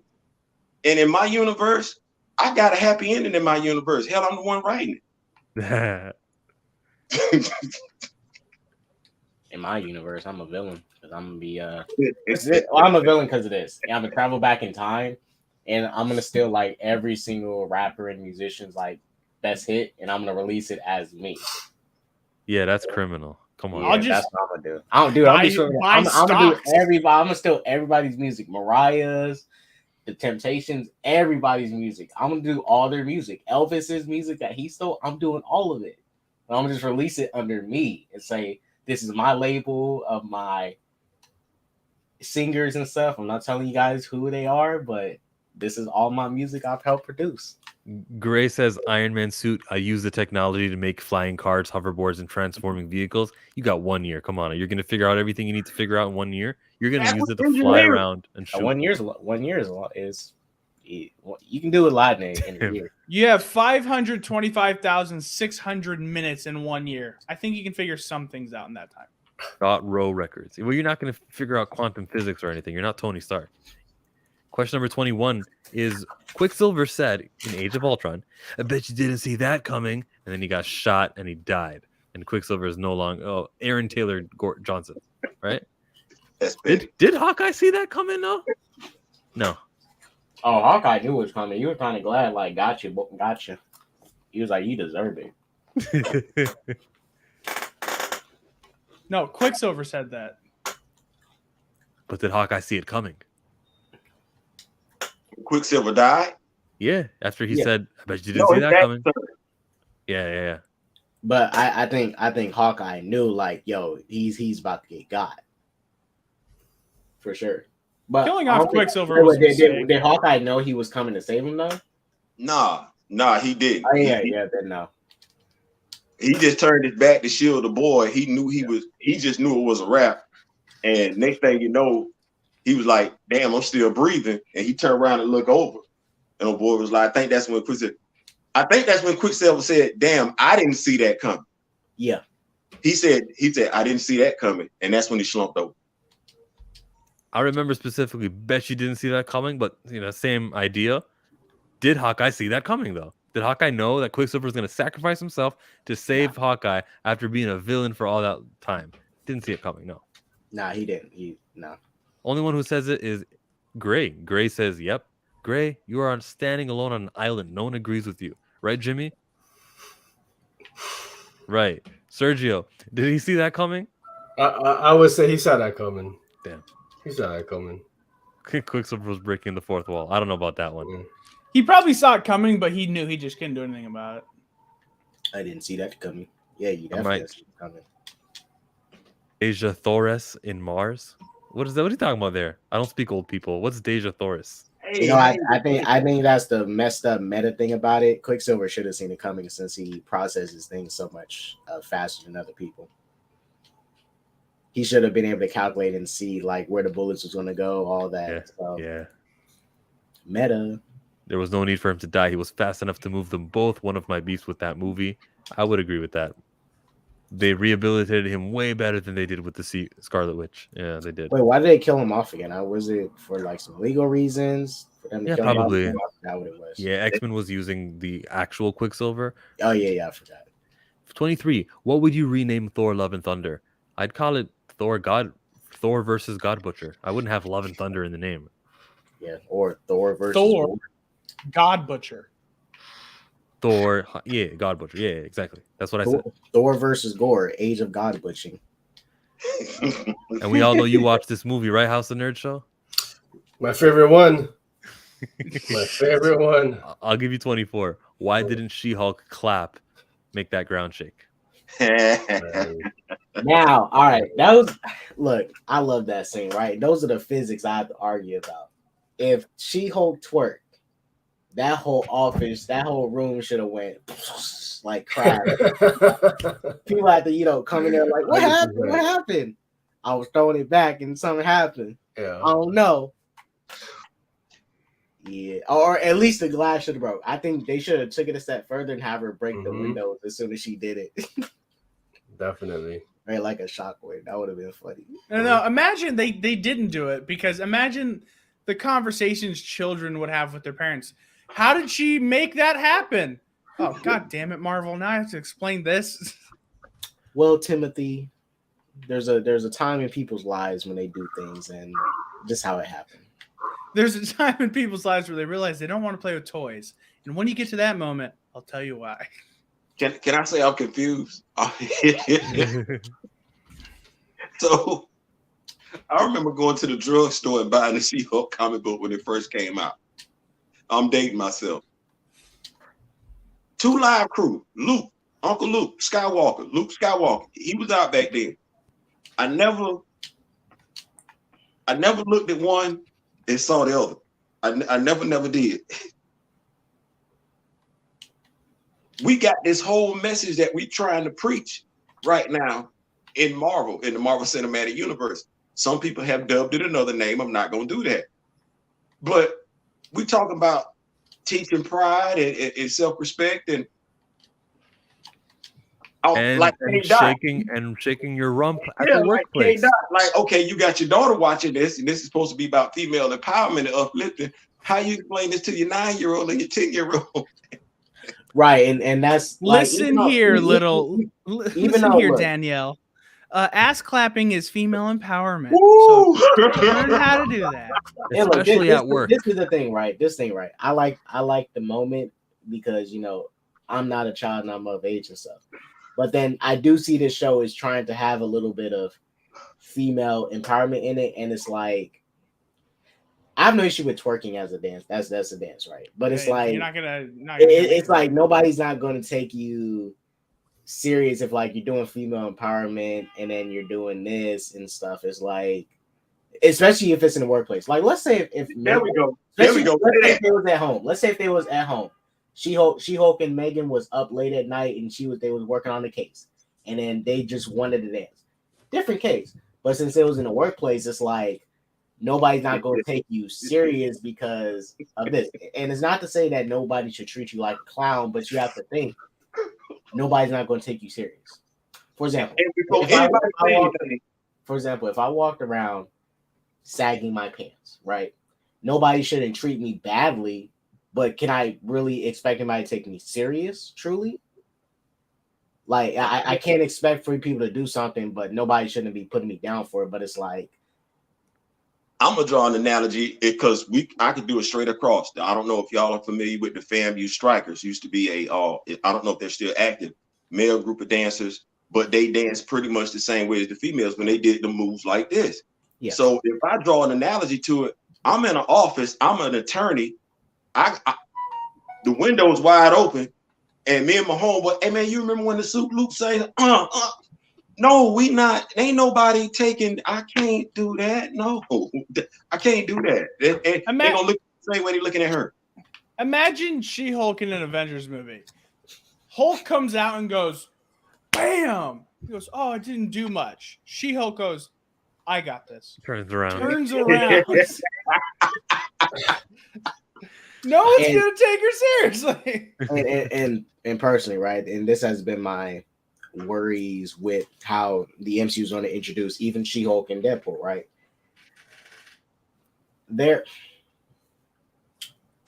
Fourth wall fourth wall breaking is a special thing. That's like something you do, and it's like you do it every once in a while. It's really special.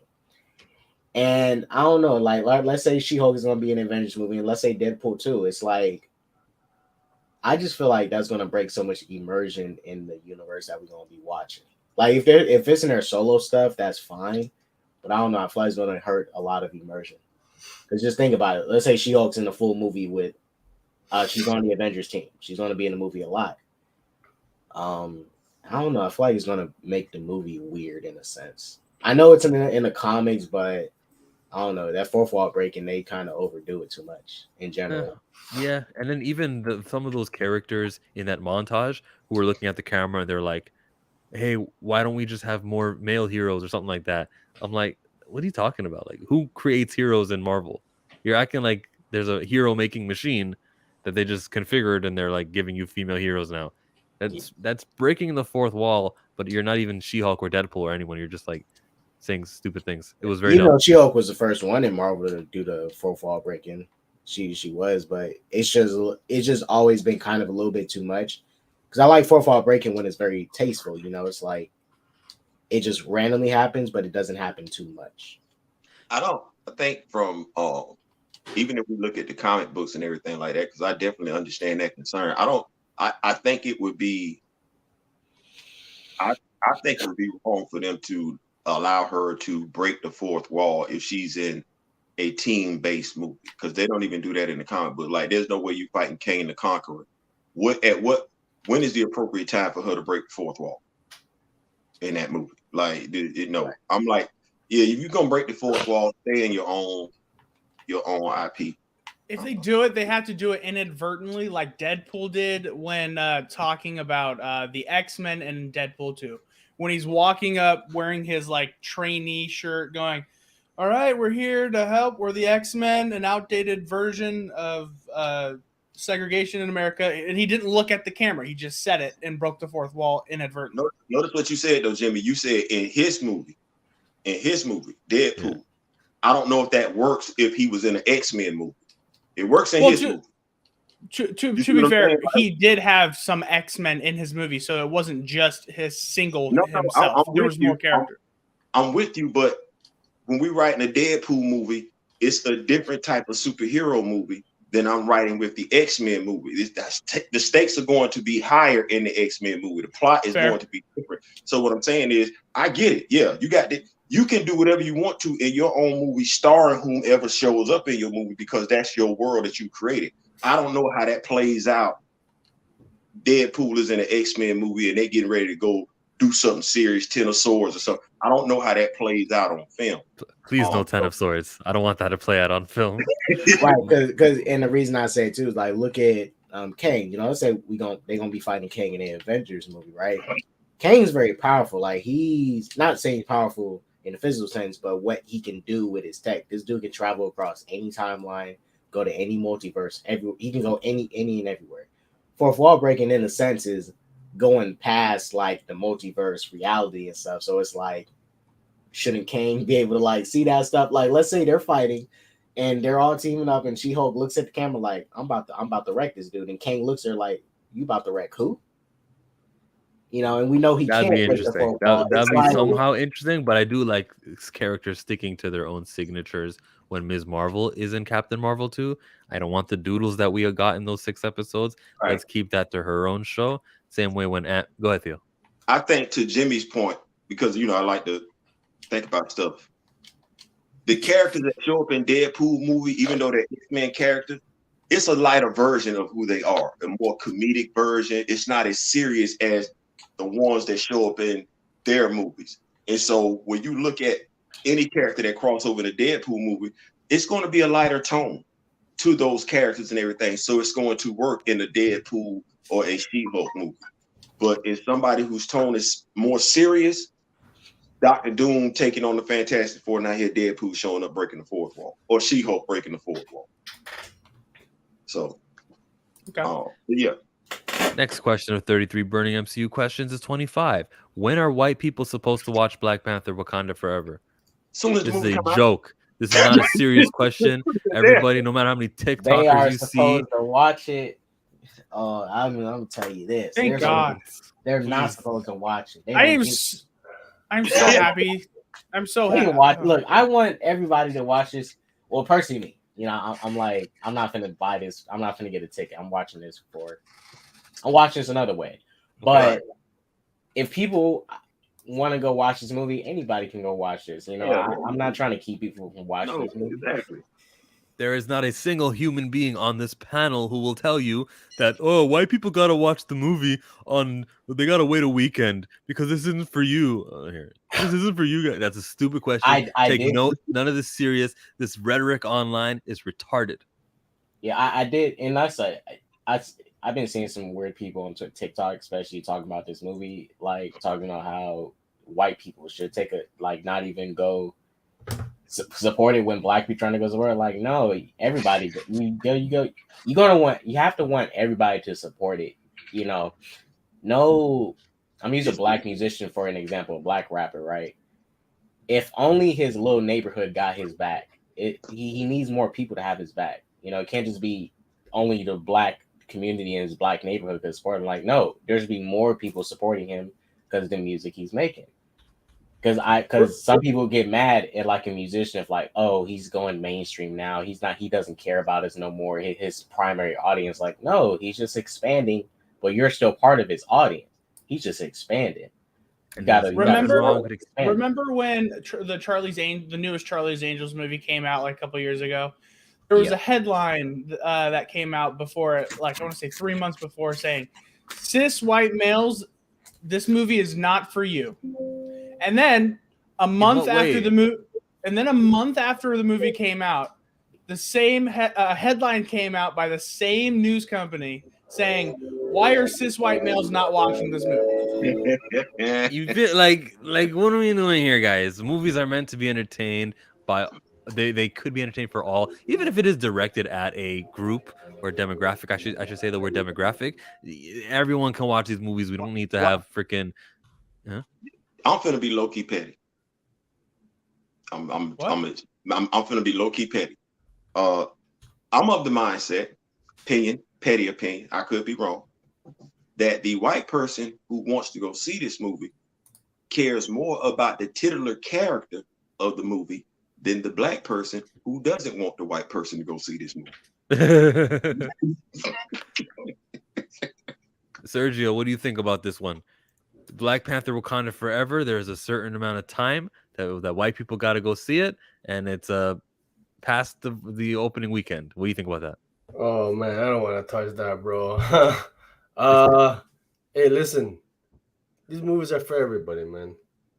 These movies are for everybody. If in all seriousness, there's people actually saying like, that out there, and they're like that serious on that. That's stupid. That's corny. That's whack.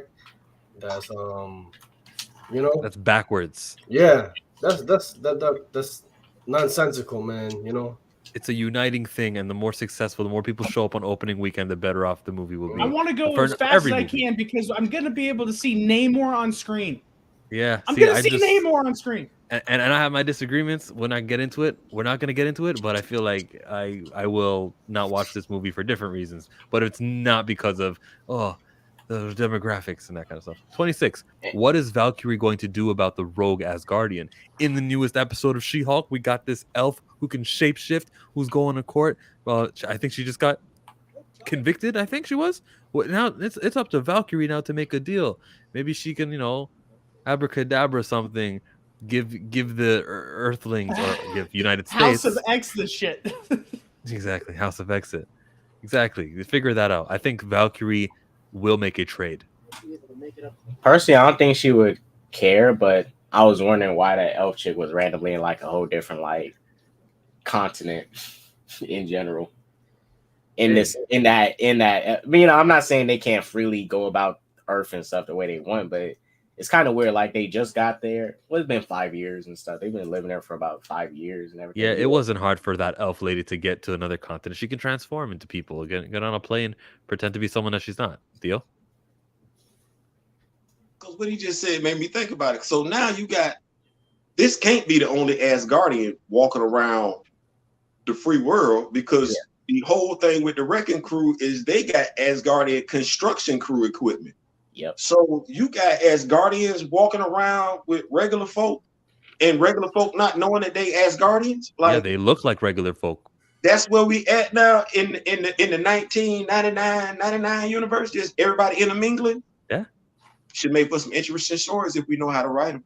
See, Valkyrie probably has a whole system set up of what to do to retrieve her lost Asgardians and her own little punishment for them. They don't necessarily go to the raft. They have their own jail in New Asgard. If we know how to write. Yeah, that's something that would happen. Well, I wonder how this Wrecking Crew in this version, and mind you, this Wrecking Crew this is the Diet Wrecking Crew. This is not the Wrecking Crew. Uh-huh. I wonder how they got this stuff, because unless they got some Asgardian construction workers working in America and they bringing their own tools to work and like, yo, hey man, I got this better tool to get this job done. Just flexing, and somebody, one of the Wrecking Crew probably worked at that same site and got so jealous and stole his little thing, like, and got rid of it. Is that it? But yeah, I wonder how they got that stuff, unless they went to New Asgard and took it. You send Sif after her. Yeah, there needs to be some sort of like retriever of Asgardians who go out of line. That's a whole Disney Plus series I'd like to see. The elf. That's Balder the Brave. Bring in Balder the Brave. Let him go get the people. Yeah, finally. Sif and the Warriors 3 have done extra dirty in the MCU. Yeah, the Warriors 3 are no more. They got murked in Ragnarok. Balder even alive? Balder should have been alive. Unless I don't think we ever seen him. Unless Odin got another secret son. Like, yeah, the secret daughter hiding somewhere. I think in Fear itself, he had a secret brother living in the water, like underground. I think. I don't think they might touch Balder, because he should have been like alive at some point. Because he's Thor's brother, he should have like been here. I came in like a wrecking ball. I think Sif lost her arm in the new movie. That did happen. Next question. Remember to thumbs up the stream, everybody. What do you expect from Riri Williams, everybody? We're all familiar with the main character of Marvel Comics, Riri Williams Ironheart, right? Mhm. And Created by what should Brian Michael Bendis. Ding! Brian Michael Bendis, yep. And what do we expect from her? I hope she doesn't have superpowers. I hope they keep her like a human being, you know? Anyone want to take this, or am I going to be the one to talk? Okay, cool. This is what we're going to get. I genuinely don't know what we're gonna get because MCU doesn't do adaptations anymore. They do influences now. So Wow. I'm not entirely sure what we're gonna get. I hope we're just gonna get a good story, to be honest. I think we're gonna get her being the smart younger person to Shooty. Shooty be like the Batman to her to Riri's Robin. Riri's Robin. That's a tongue twister. She won't be seen as the damsel in distress, but she will be seen as being a how can I put it? The second inspirational moment in the movie, because first we'll have T'Challa, and then we'll have Riri Williams needing to be saved, and all of Wakanda will rally around her, and we will get, you know, the warm feeling, you know. Because it's gonna sound condescending when I say it. The female empowerment movement, like she's gonna be down, and she's gonna realize she got to stand tall and everything. She's going to invent her suit of armor. She's gonna help Wakanda go to war with Atlantis, and she's gonna aid in, you know, them overcoming Atlantis, and it's gonna be a feel good movie for the character. That's what I think. Could this be the intro to Latveria? Yeah, she is the queen. Cool. Well, that came in her second volume, third volume, something like that. Wait, Riri's issue number 8. Okay, so second volume. You talking about would a movie be a segue to Latveria, Doctor Doom? Was that the question? Yeah. Based on everything that we've heard and the way it's playing across, because the people that are going to upset Namor are looking for Vibranium. So, and it's not really revealed who they're working for until the end. It's hinted at who they're working for. I always keep that comic right there where she says, so try to show some respect to the new queen of Latveria, she says. Boom, boom, boom. She's a usurper. Sure is. Dr. Doom wasn't there when that happened, but that doesn't matter. Echo. I was about to say, I was like, is she with Dr. Doom or something? Like, what's going on? What's crazy is that Dan Slott, that Spider-Man guy, started writing Fantastic Four like a year later. Yeah, exactly. Thank you. And Dan Slott ignored that entire arc of Riri taking care of Latveria. Dr. Doom is all of a sudden he's just in charge of Latveria again, and it's like it was pathetic. It was the same issue that the Thing had a wedding with Alicia, and yeah, it was petty. Anyways, our expectations for Riri: I expect someone without superpowers. I expect intelligence. I think her show could possibly be the best show that they've ever done in the MCU, because there isn't going to be no budget going to special effects or nothing. Dude, that's hard. That's a hard say, man. Loki is top tier. One of my favorite things Marvel's ever done. I love how this diverse our opinions are. Where I got Loki as the worst show, and you're here saying it's your best. It's just fun. But okay, that's it. I know, right? With Ironheart, though, Ironheart's show, she's got a mechanical suit. That's not too difficult or really expensive to do. So the budget and the post-production time won't be on digital. It'll probably be on more like, how do we cut these scenes? Let's choose background music to enhance the show. I think her show could be the best one ever for those reasons. And those are just reasons you can't deny unless you're a hater. Sergio, what do you expect from Riri Williams? You know what? I was just you made the comment on her suit and with the CGI. I hope the CGI is improved. Like in the later Iron Man suits, I feel like the CGI is like it took a decline, a dip, big time. If you go to Iron Man 1, I feel like the suit, even 2, looked best in those movies, man. You know? So just some, I don't know, it's something, I hope it looks proper. I hope it looks clean, you know? I don't want What a Toronto slang. He said, I hope it looks proper. Well, because in the first Iron Man movie, and I think the more practical stuff they had on, the less CGI they have to fill in. Mm-hmm. But with the newer suits, like Tony's namesake suit, makes sense it's CGI, but like the only thing he has that RDJ wore was that chest piece, and the rest of it was like mocap. Not saying with mocap you can't do good CG. I mean, in Man of Steel, Zod's suit was all mocap, but it still looked kind of funky, especially Tony's head on the suit. Like it just looked like a floating head on the suit. So It you even looked like think it your was Riri suit's gonna be like a little bit more raw or like super high tech right out the gates? So I think the more practical effects you have on it can fill in for the CGI you have to do. But I don't think the companies want to take, I think they just want to take a shortcut or, the easier route. Mm. Yeah, I hope the visual effects on the suits do improve. It'd be nice, yeah. Sure. It got quiet because I was muting myself and I was going to pull up the suit because trying to look for it. I couldn't find it on Twitter. We got people in the chat saying, I expect Riri to be the leader of Young Avengers if they do Young Avengers. That would not be comic accurate. She's not a Young Avenger. She's a Champion's. Riri is going to be Killmonger's baby cousin. Shut up. Killmonger, did you see the other suit she's supposed to get in Wakanda Forever? Yeah, I saw it on Twitter. I was looking for it. I couldn't find it though. That's why I'm confused because if she's getting that suit, then why she got that big old bulky suit in Armor Wars? Like she's supposed to have the suit that's supposed to be made out of cards, and then she's supposed to get a suit that looks more like her comic suit, where it's like kind of thin and it fits to her body. But in Armor Wars, she don't have a big old bulky suit. I just know that she's gonna have multiple suits because every game and every iteration will have. I mean, every show will have a toy.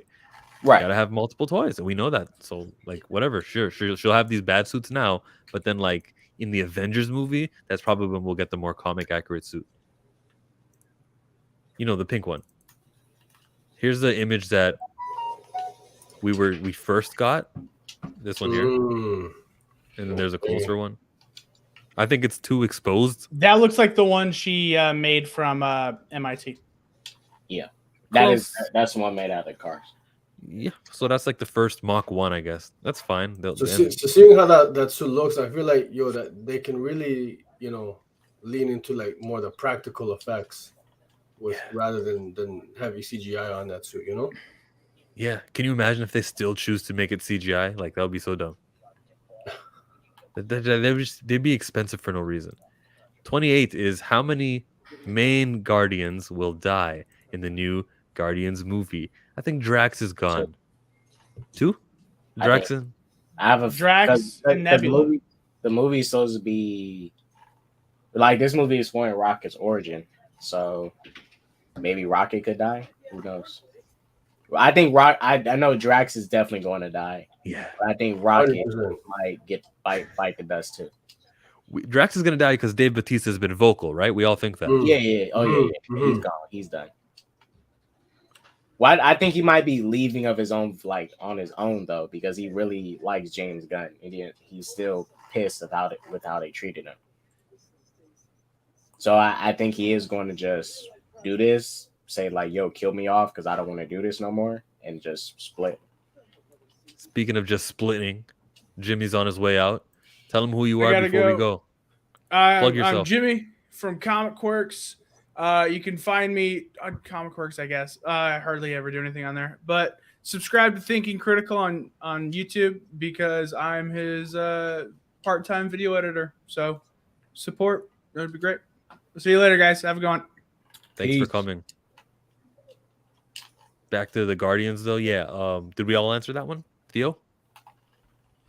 Drax for sure. Mantis? Quill? See, I was thinking Peter Quill. Because have we heard about anything about Chris Pratt? He's Christian. Sticking around in the MCU? I think they keep trying to go after him for his church and associations that he has. So I think that Marvel Studios may look at that not fondly. I'm not saying I do or don't. I'm just saying. I don't think they might care about his religious. Well, because because he's not even tied to that church that people say he's tied to. He's not even a part of that church. So You think facts matter? I mean, I mean, because Chris can sue them if they assume like, yo, if he can prove to his job, like, yo, I'm not with that church and all that stuff they believe in.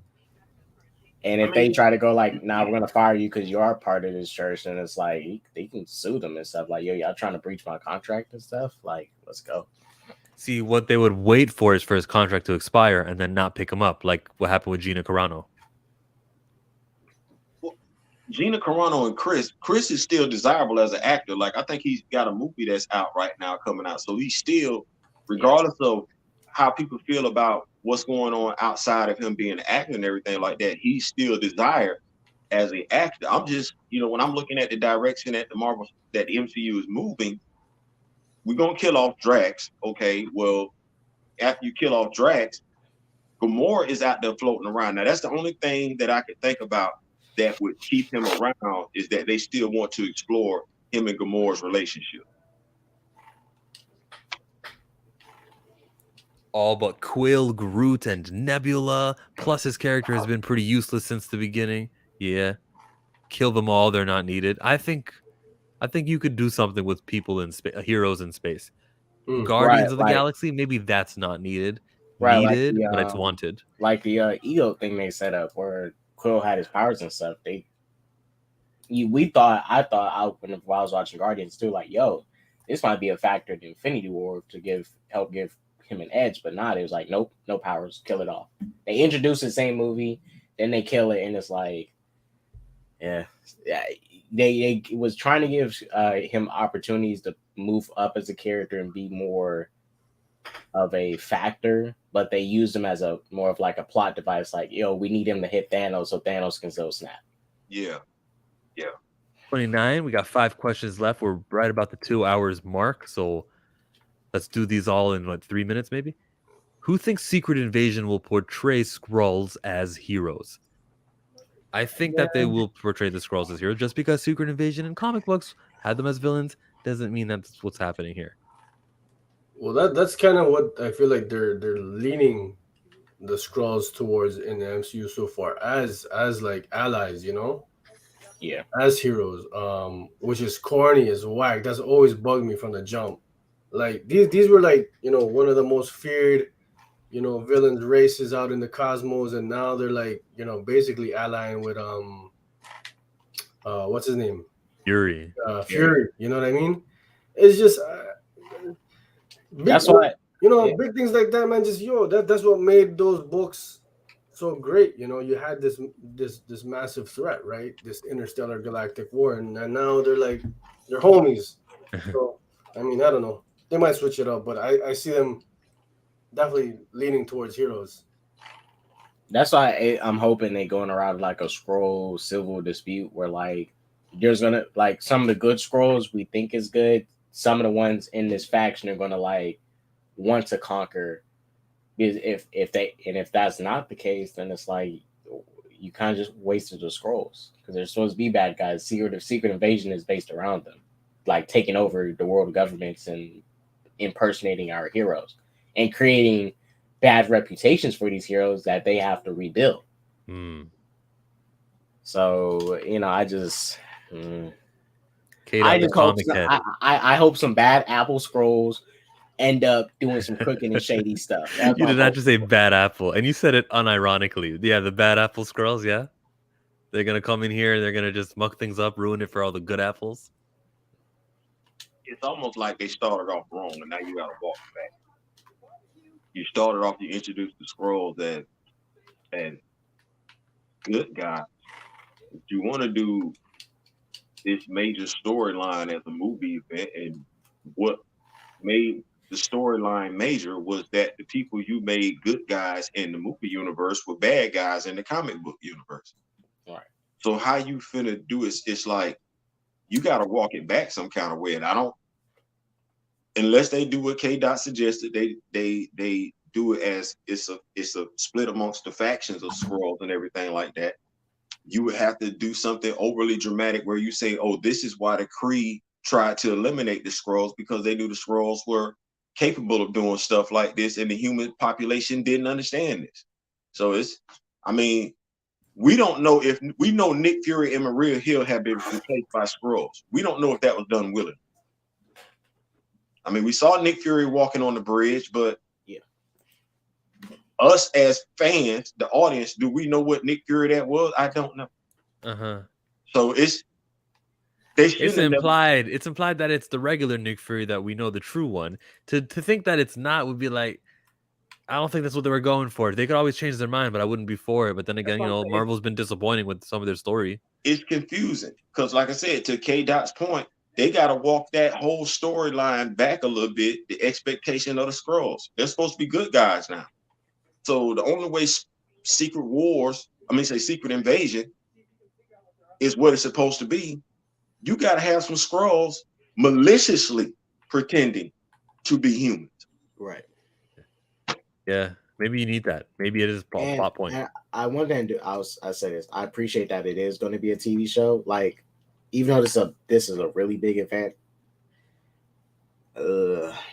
maybe. Or do you think they're going to segue into a movie, like a big Secret Invasion movie, and it's called like Secret Invasion Part 2 of the shows, to where it's a big event? We will know this time next week, K-Dot. See, that's the other thing. Like Secret Invasion, to me, like unless you're gonna pump a massive budget, just give a proper production value. Like this is a massive event in the MCU, right? And from what I've seen of the Disney Plus show so far, they're not living up to that production level, like a film quality. So I feel like Secret Invasion, it deserves, man. This event, it deserves that production, that. And I'm not. My hopes are not high for this. Let me tell you why you're wrong about the production budget specifically. The power of the Skrulls is they look like somebody else. That's just recasting. That's just a little camera work where you go here, you point the camera this way, then you point the camera back, and it's a new person. All that happened was an actor was standing here, backpedaled, and a new actor took his place. Like, you don't need the budget for that superpower. It's kind of like what I said with Ironheart. If you can make her wear some practical suit, then you don't got to spend all that money on post-production and that kind of stuff. Does that change your mind, or did you mean something else when you said production budget? Well, I mean, you're talking about the sets, like everything, not just CGI, right? Not just the superpower. Mind you, that's a lot of actors you got to pay too. Like, let's say someone is going to do a Skrull is going to be a fake like Chris Evans. We don't know if he's going to come back or not, but mind you, Chris Evans costs a lot. Like he's gonna be like, yo, like I need my cheddar cheese. He might balloon the budget. What if RDJ wants to join Secret Invasion and they want to use him as make him a Skrull? Yeah. That's why I don't think the Secret Invasion show is gonna be as big as I want it to be, because you need to have a lot of people in this show. Like, I bet Wong will be in it. I bet Wong will find his way in it. Oh, Wong finna be up in here doing his thing. But Wong running from the law, he in trouble. Hello, Kendall from the YouTube channel Normies to Nerds. What's good, y'all? We're at question 29, and we were asking about the Secret Invasion movie. Who thinks Secret Invasion will portray Skrulls as heroes? Yeah, I don't think we'll go that deep. I don't know. I'm getting more of the vibes of like Winter Soldier type of thing. Like, it'll be kind of be a big kind of mystery type of thriller thing, but be more grounded. And let me ask you I can't call it. Let me ask you a question that has nothing to do with anything. Did you put on a green shirt to match me right when you came on? No. But I thought about it when I seen you on screen. I was like, bro, we both got on green shirts. That don't look exactly the same color green. I ain't even tripping. Skrull green. All right, wait. It's a Skrull murder mystery on that ship. That's what the show's gonna be. A Skrull murder mystery on that ship. It'll turn into the 100. Yeah. The CW show, right? Yeah. That was on Netflix. I love that show. Yeah. Wong can do no Wong. Maverick Pilgrim, go home. That was a bad. Nope, we're not laughing. Not a single human being is laughing. Wong can do no Wong. What's up, big bro?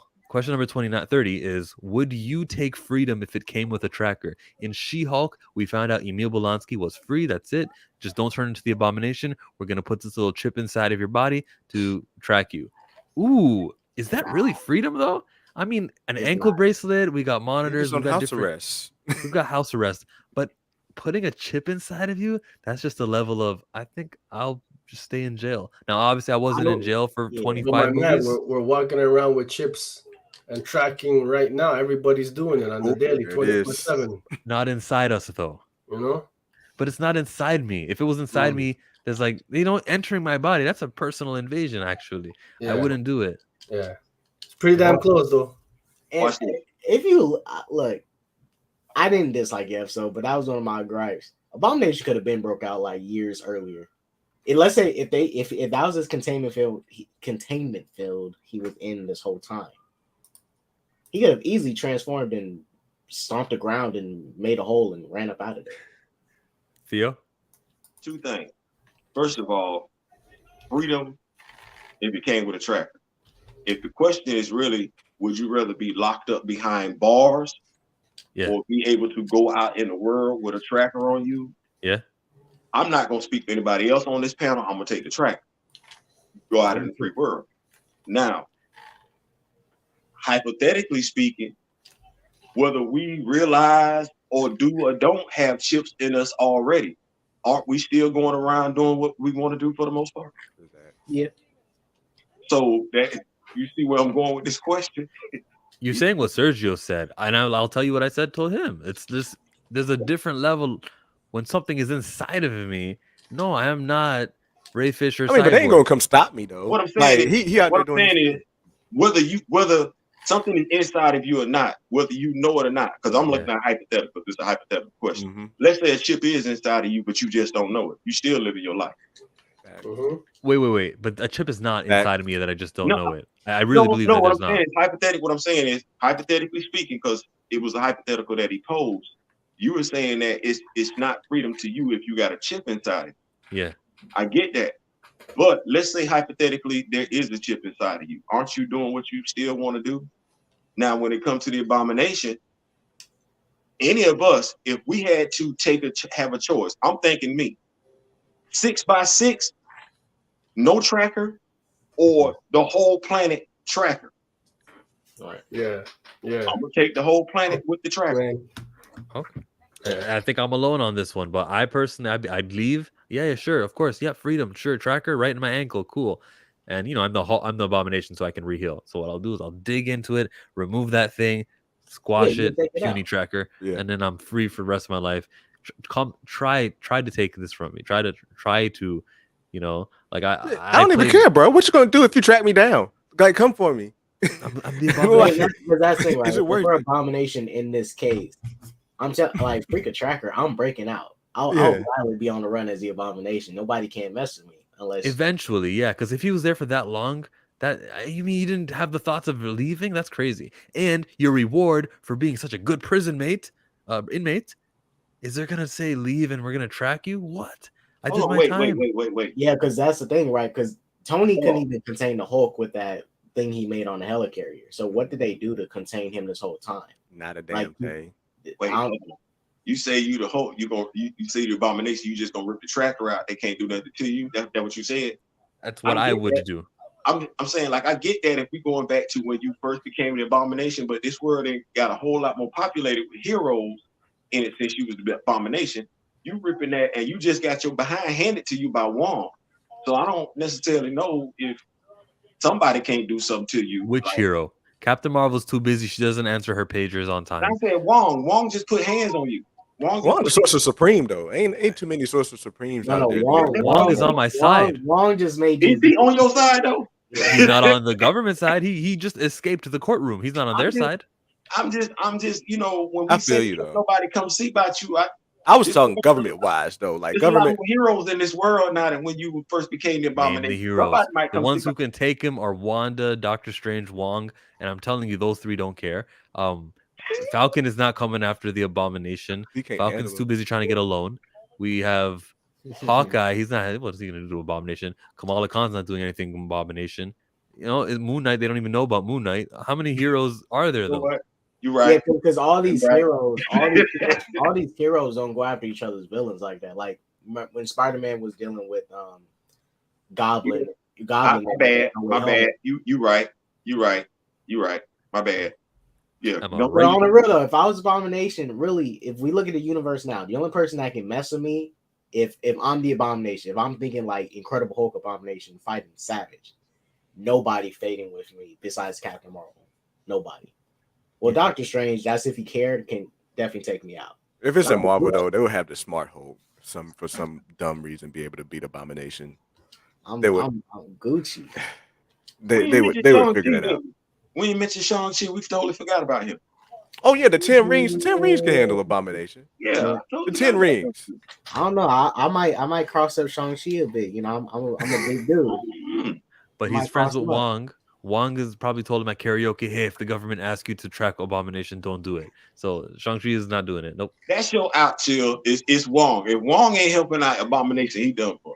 He's connected. Ain't nobody helping the government right now anyway, though. Question number 31 of 33 Burning MCU Questions is, what does Emil Blonsky have why does he have it under control? I don't know. I think he always had it under control. He couldn't. I think he controlled transforming, but in the first movie, that was him. He was, he was angry and hopped up a little bit and crazy, but in the first movie, he was under control. Yeah, now that I think of it, and I might need to rewatch the movie.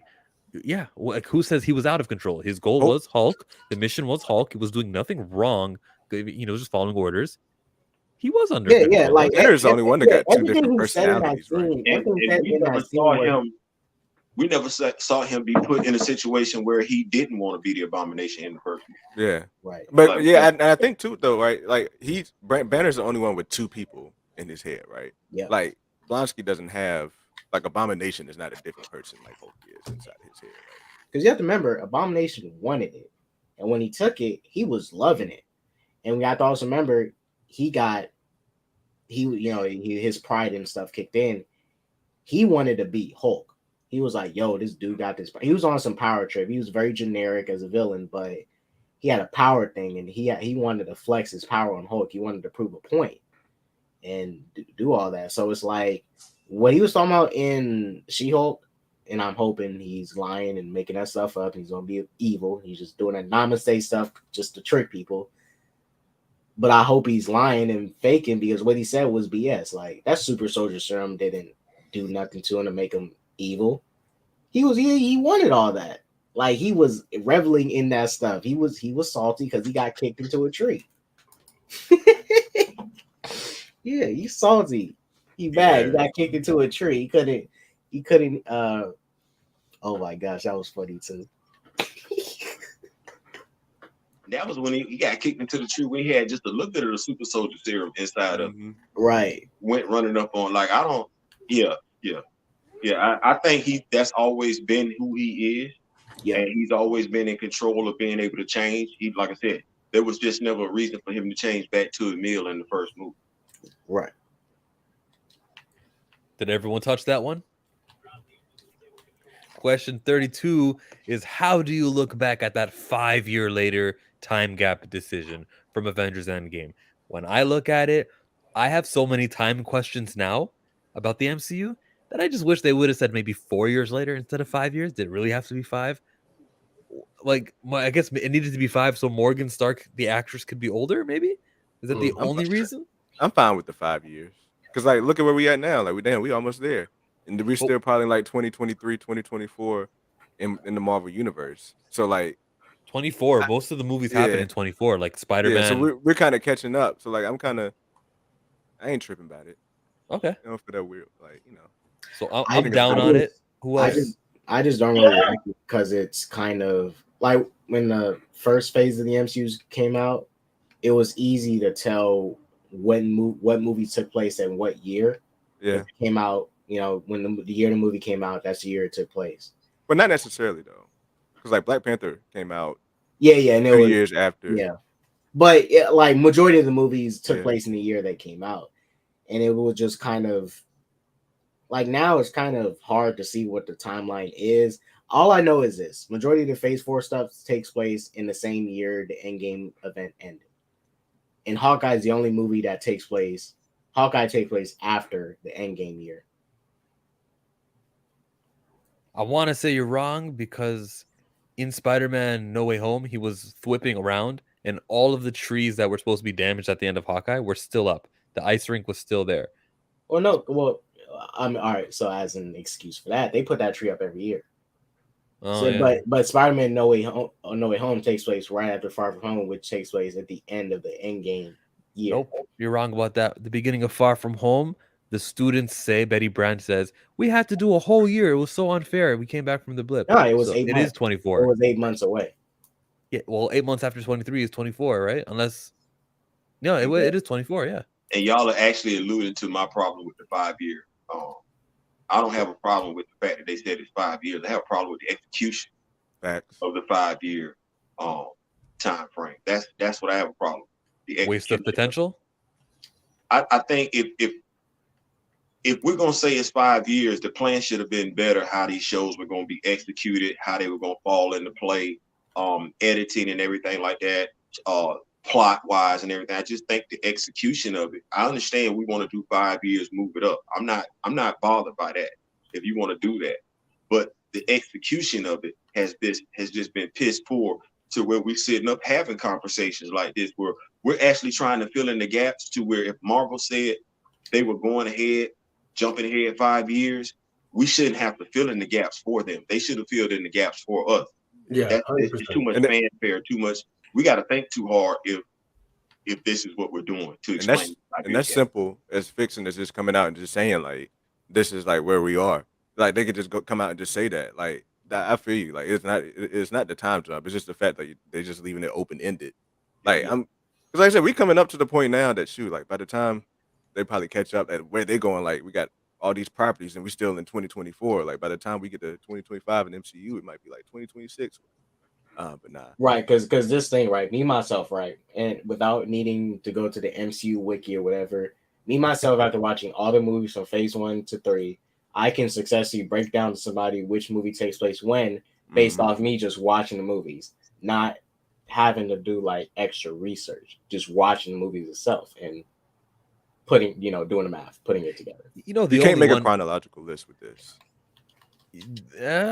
No, you really can't because sometimes a movie takes place in a whole like long span. Well, I'm talking about this in phase 4, right? Yeah, in Eternals in phase 4, I think that whole movie happens in a week, and I think that makes sense to me. Eternals happens in like a week. But others don't though. The beginning of She-Hulk was 6 months prior. It was just very difficult. I think Spider-Man and Doctor Strange are the two movies back to back that you actually in phase 4 you actually need to know which one came first. But with Thor, Love and Thunder, yeah, we could have waited. We like it didn't really matter. It happens after Endgame, and until Guardians happens, really nothing that happened in Thor Ragnarok, Love and Thunder, will be built on. But 5 years is too long. If they would have made it 4 years, and they would have been this way, then I'd be happier with it. 5 years is just the wrong decision, and I'm alone here on the panel, right? Like no one wants to join me. I mean, what's the difference between 4 and 5? If you get let's look at it like this. Well, 1 year closer. What happened with Spider-Man No Way Home, where that movie happens all in 24. Instead, now it would happen in 23, and that's way closer to the real life release dates. Yeah, we have to. I think like Theo said, the problem is not so much the time jump. It's as viewers, we shouldn't need to jump through hoops to kind of figure out one like timelines and then like what happened in that 5 year, what's going on with these characters, like fill them in, like do they need to have done a better part, like even with the story. Think about this. We got WandaVision last year, right? WandaVision. Yeah. And we just now got Doctor Strange Multiverse of Madness. Now, if we look at now, mind you, we got a lot of MCU properties in between the Disney Plus show and the movie. But where's the movie at? Did the movie take place right after the Disney Plus show? We fitting this in, and if that's the case with the movie, we fitting this in right after the Disney Plus show. What's Spider-Man Multiverse of Madness coming in at? So it's just like I said. To me, it's just I'm not locked in on the 5 year. I'm locked in on the poor execution of it. Like it's too much inconsistency. We got to fit this here. We got to slide this in here. Hawkeye. Is that the same Christmas tree from Spider-Man? No Way Home. That's too much. That's too much. Not even say with Wong, bro. Like Wong popping up in She-Hulk. Like I was looking hard to be like, wait, like is he late because something going on with Multiverse of Madness at the same time? And then like I looked hard to see like, he don't got the same scars. He's not wearing the same type of clothes. Yeah. But it's like, what the hell? Like, why is Wong hung up? Like, you know what I mean? Like, at least we know what happened at the Shang-Chi. Like, at least we know that. But It's just shaky, bro. You're It's like never been me. like that. When Wong put up the portal, Kendall, I was like, okay, what's inside that portal? Is he just home? I think he was just home both times Yeah, he he was went to just the a portal. camouflage. I started Camouflage. laughing when he said And look, now he invited a boy to Camouflage. I'm like, is Camouflage destroyed? Facts. What y'all got going? Like what I thought of, like what Wanda would have done if Abomination was there. Like what type of mind tricks would she done on Abomination, bro? Like my whole mindset going through that jump, bro. It was the London Sanctum, okay? And chill. Uh-huh. You know, now it's good we know that Shang-Chi Hey, takes my place son woke up. I got it. right at the same time Take care. as She-Hulk. You know, well, no, wait a minute. Yeah, Shang-Chi takes place at the same time as She-Hulk, but No. Shang-Chi happened months prior, okay? no, The because leaked this recent episode is The- happening right in the middle of the Shang-Chi movie. I want to say that it was leaked footage that just released now. I think they explained that one. Or someone on Twitter explained it to me. Never mind, kid. Go. Never mind. Go ahead. Bruce is in space, and I'm assuming whenever he's in space for. Oh my gosh, I'm confused. I'm confused too because I thought it was explained, but maybe it was only Because on he was Twitter. talking to Captain Marvel with Shang-Chi and them at the end of Shang-Chi. Yeah, he was in human like, form. These rings important. Yep. Now he's in space going to Sakaar, but yeah, my goodness. Yeah, that's what I'm assuming. I'm assuming She-Hulk episode 3 is taking place right in the middle of Shang-Chi. You have to assume that Shang-Chi already happened, and then She-Hulk happens. You have to assume that fight with Wong, that fight where he takes Abomination out of jail, that happened a long time ago. They're only talking about it now because the footage really. What? But you got to remember, we're YouTubers, right? It's leaked We're footage. YouTubers. You can't It's release leaked footage because the trial is for his parole. So somebody leaked the footage to damage his parole. Yeah. It is footage from something that happened a while ago. Don't know how far back. So it could be where Shang-Chi takes place weeks before She-Hulk. No, 6 months. It's got to be 6 months because Hulk 6 months ago, when She-Hulk got her powers, that's when he damaged his wrist protector thing that keeps him human form. So it definitely, Shang-Chi was a 6 month ago thing. Yeah, I'm saying it definitely happened before She-Hulk. I'm definitely saying that. It definitely happened before She-Hulk. I'm just saying, like, just looking at it like, okay, it happened here. That's the Wong. Because I'm thinking the only reason why they released the footage is because of the parole hearing. If there's no parole hearing, they don't release the footage. Somebody released the footage to damage his chances of being paroled. That's the whole thing. We're trying to dissect here timelines and stuff, and it shouldn't be like that. It shouldn't be like rocket science, man. You know, like just keep it easy peasy, simple for us to kind of enjoy and follow along. You know, that's like golden rule of like storytelling, I think. You know, for something like this, anyways. It just shows you like Kevin Feige isn't this sophisticated expert that he was, I guess, when he was juggling 2 movies a year. Now that we see this and we're like, oh, I a fan could keep the continuity going the way I have standards. Theo could too. Sergio could. K-Dot could. Kevin Feige's not doing it. Like, no hate to the man. This is not hate. It's just true. I'm noticing it, and it's happened a lot. It even happened in Phase 3 in Homecoming, where they say that movie takes like months later after Civil War. It was weird. You were saying, K-Dot? What? I thought you were saying something, but I guess not. If I had to trail off of what you just said, Chillmark, I think we put a lot of stank on it early on as just fans because we were happy to see stuff that was, we had been fans of for the longest time because nobody had ever done anything like that before when it comes to bringing a whole team together. Yeah.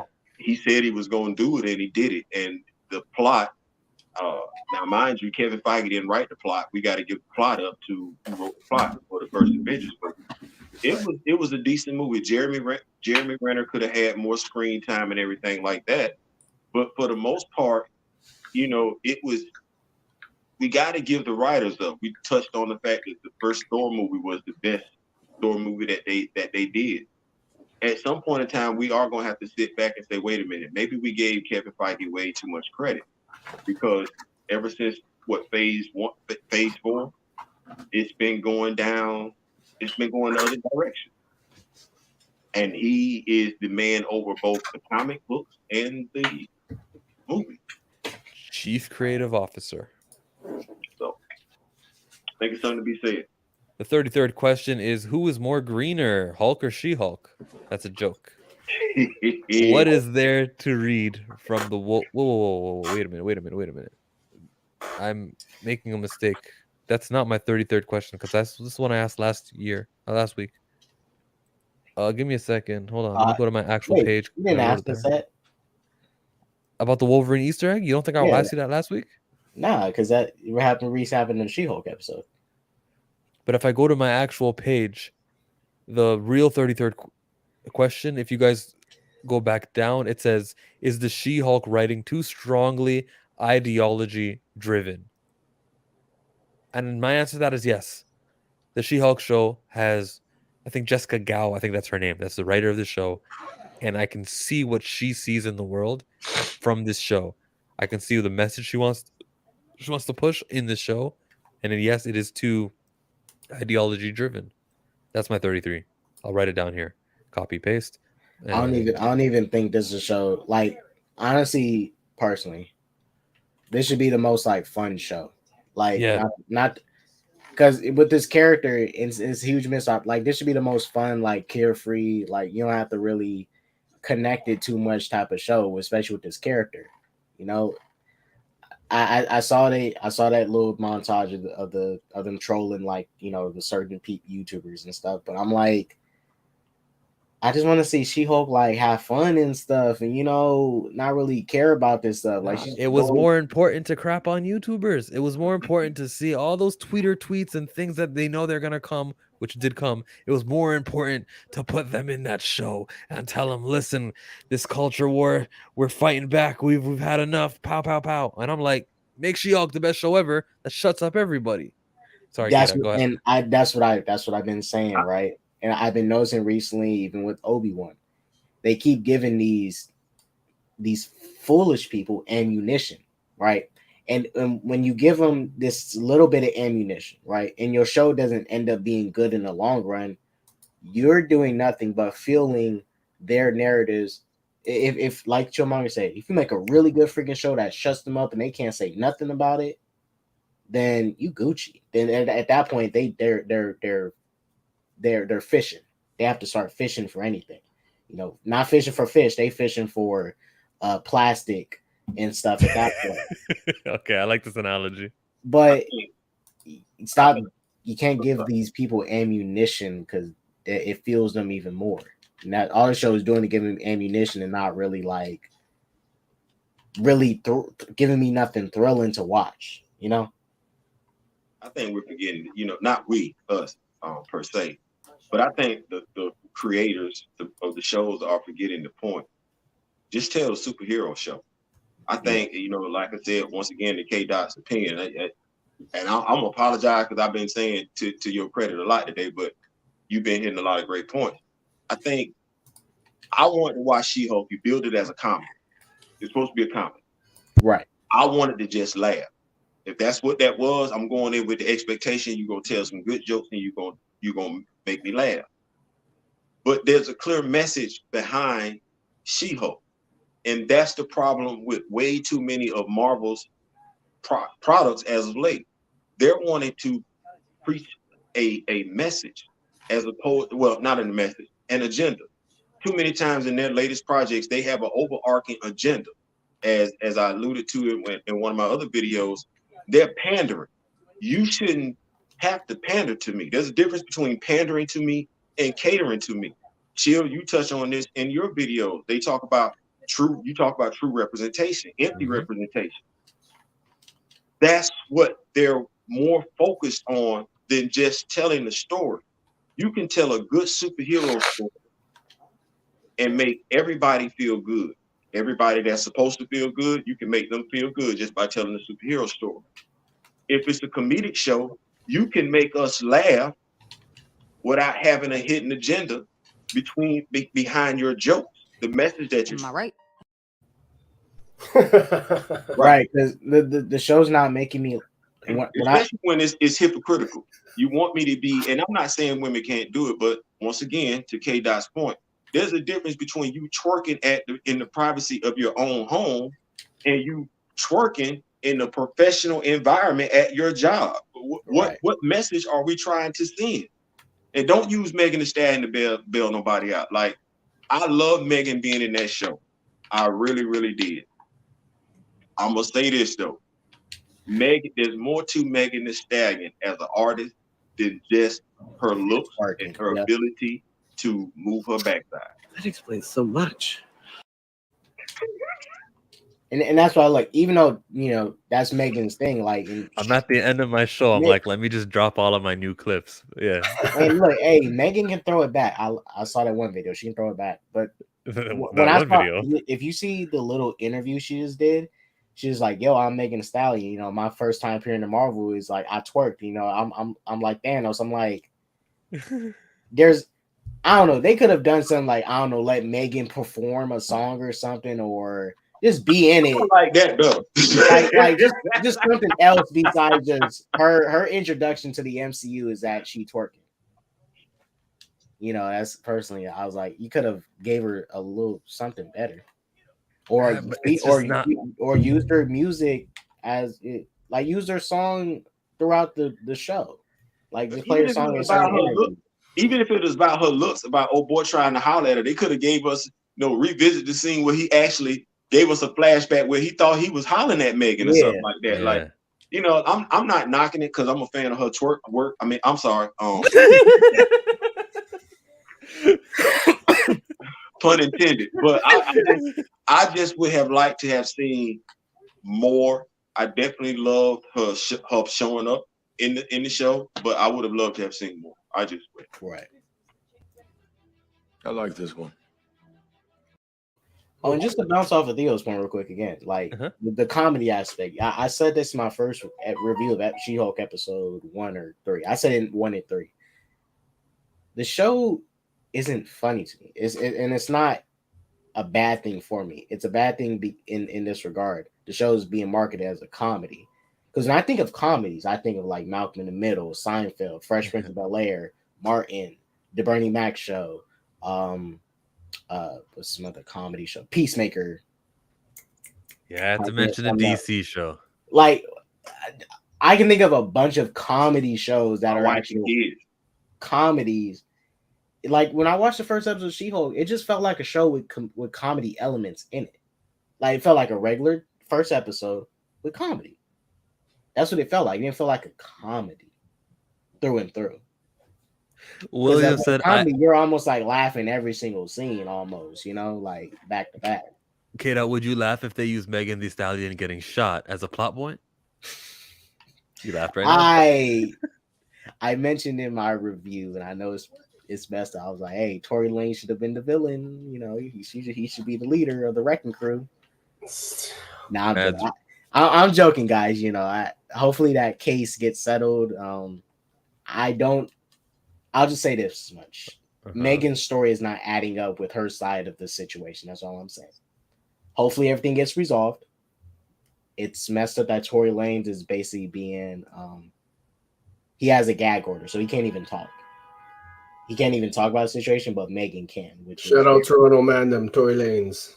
I'm not on Team Tory Lanez. I'm still on Team Megan Thee Stallion. I'm not on no specific team. It's just everything Megan's saying to me isn't adding up. But Tory is still, it's suspect because it's like there's only 4 people in that car. You can't trust those Canadians. This guy, bro. Yo. Listen, I'm gonna say this. Tory ain't have no friend because I'm looking at like how you in that situation. I'm not, and I done been in some situations. Like we would have to talk about this off camera because I ain't prepared to do that on camera. But it's just certain situations. You can be who you are and still not be in them situations, if that makes sense. Right. Yes, that does make sense to me. And I don't think Tory's a wise guy.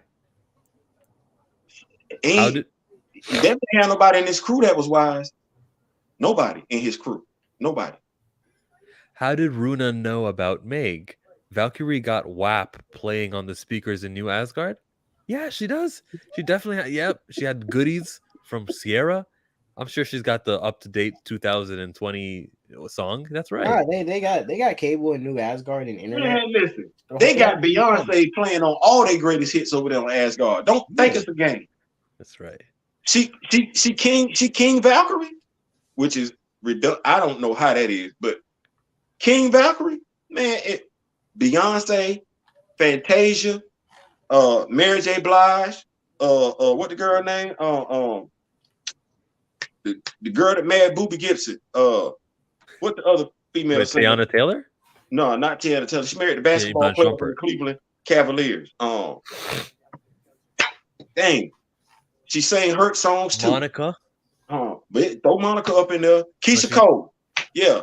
That's everything playing over there on New Asgard. Yeah. Okay. Skip and Tosh says, can't lie. When Meg hired Jen, I thought about Tory Lanez immediately. Damn.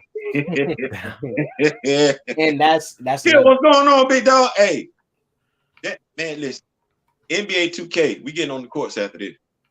And real quick, that's another thing. Just last thing I'll say about the Meg thing. To go off Theo's point earlier, why he said there's more to Meg. This Tory Lanez case has also encompassed her like career. Because I remember a point where I was like checking out Megan's music actively. And I was trying to see like what she was doing.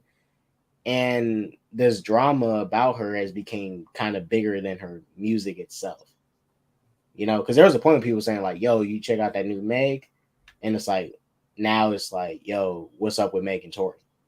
Yeah, all it takes though is to have a new hit song, and that'll happen. I mean, yeah, I'm not saying she didn't have any hits, but like, it is a distraction from her. Yeah, because she been dropping hits since then, and it's just her songs are sharing the spotlight with the Tory Lanez drama. So I ain't gonna act like she ain't been busy, because good God Almighty, that last song was all that in the bag of chips for us.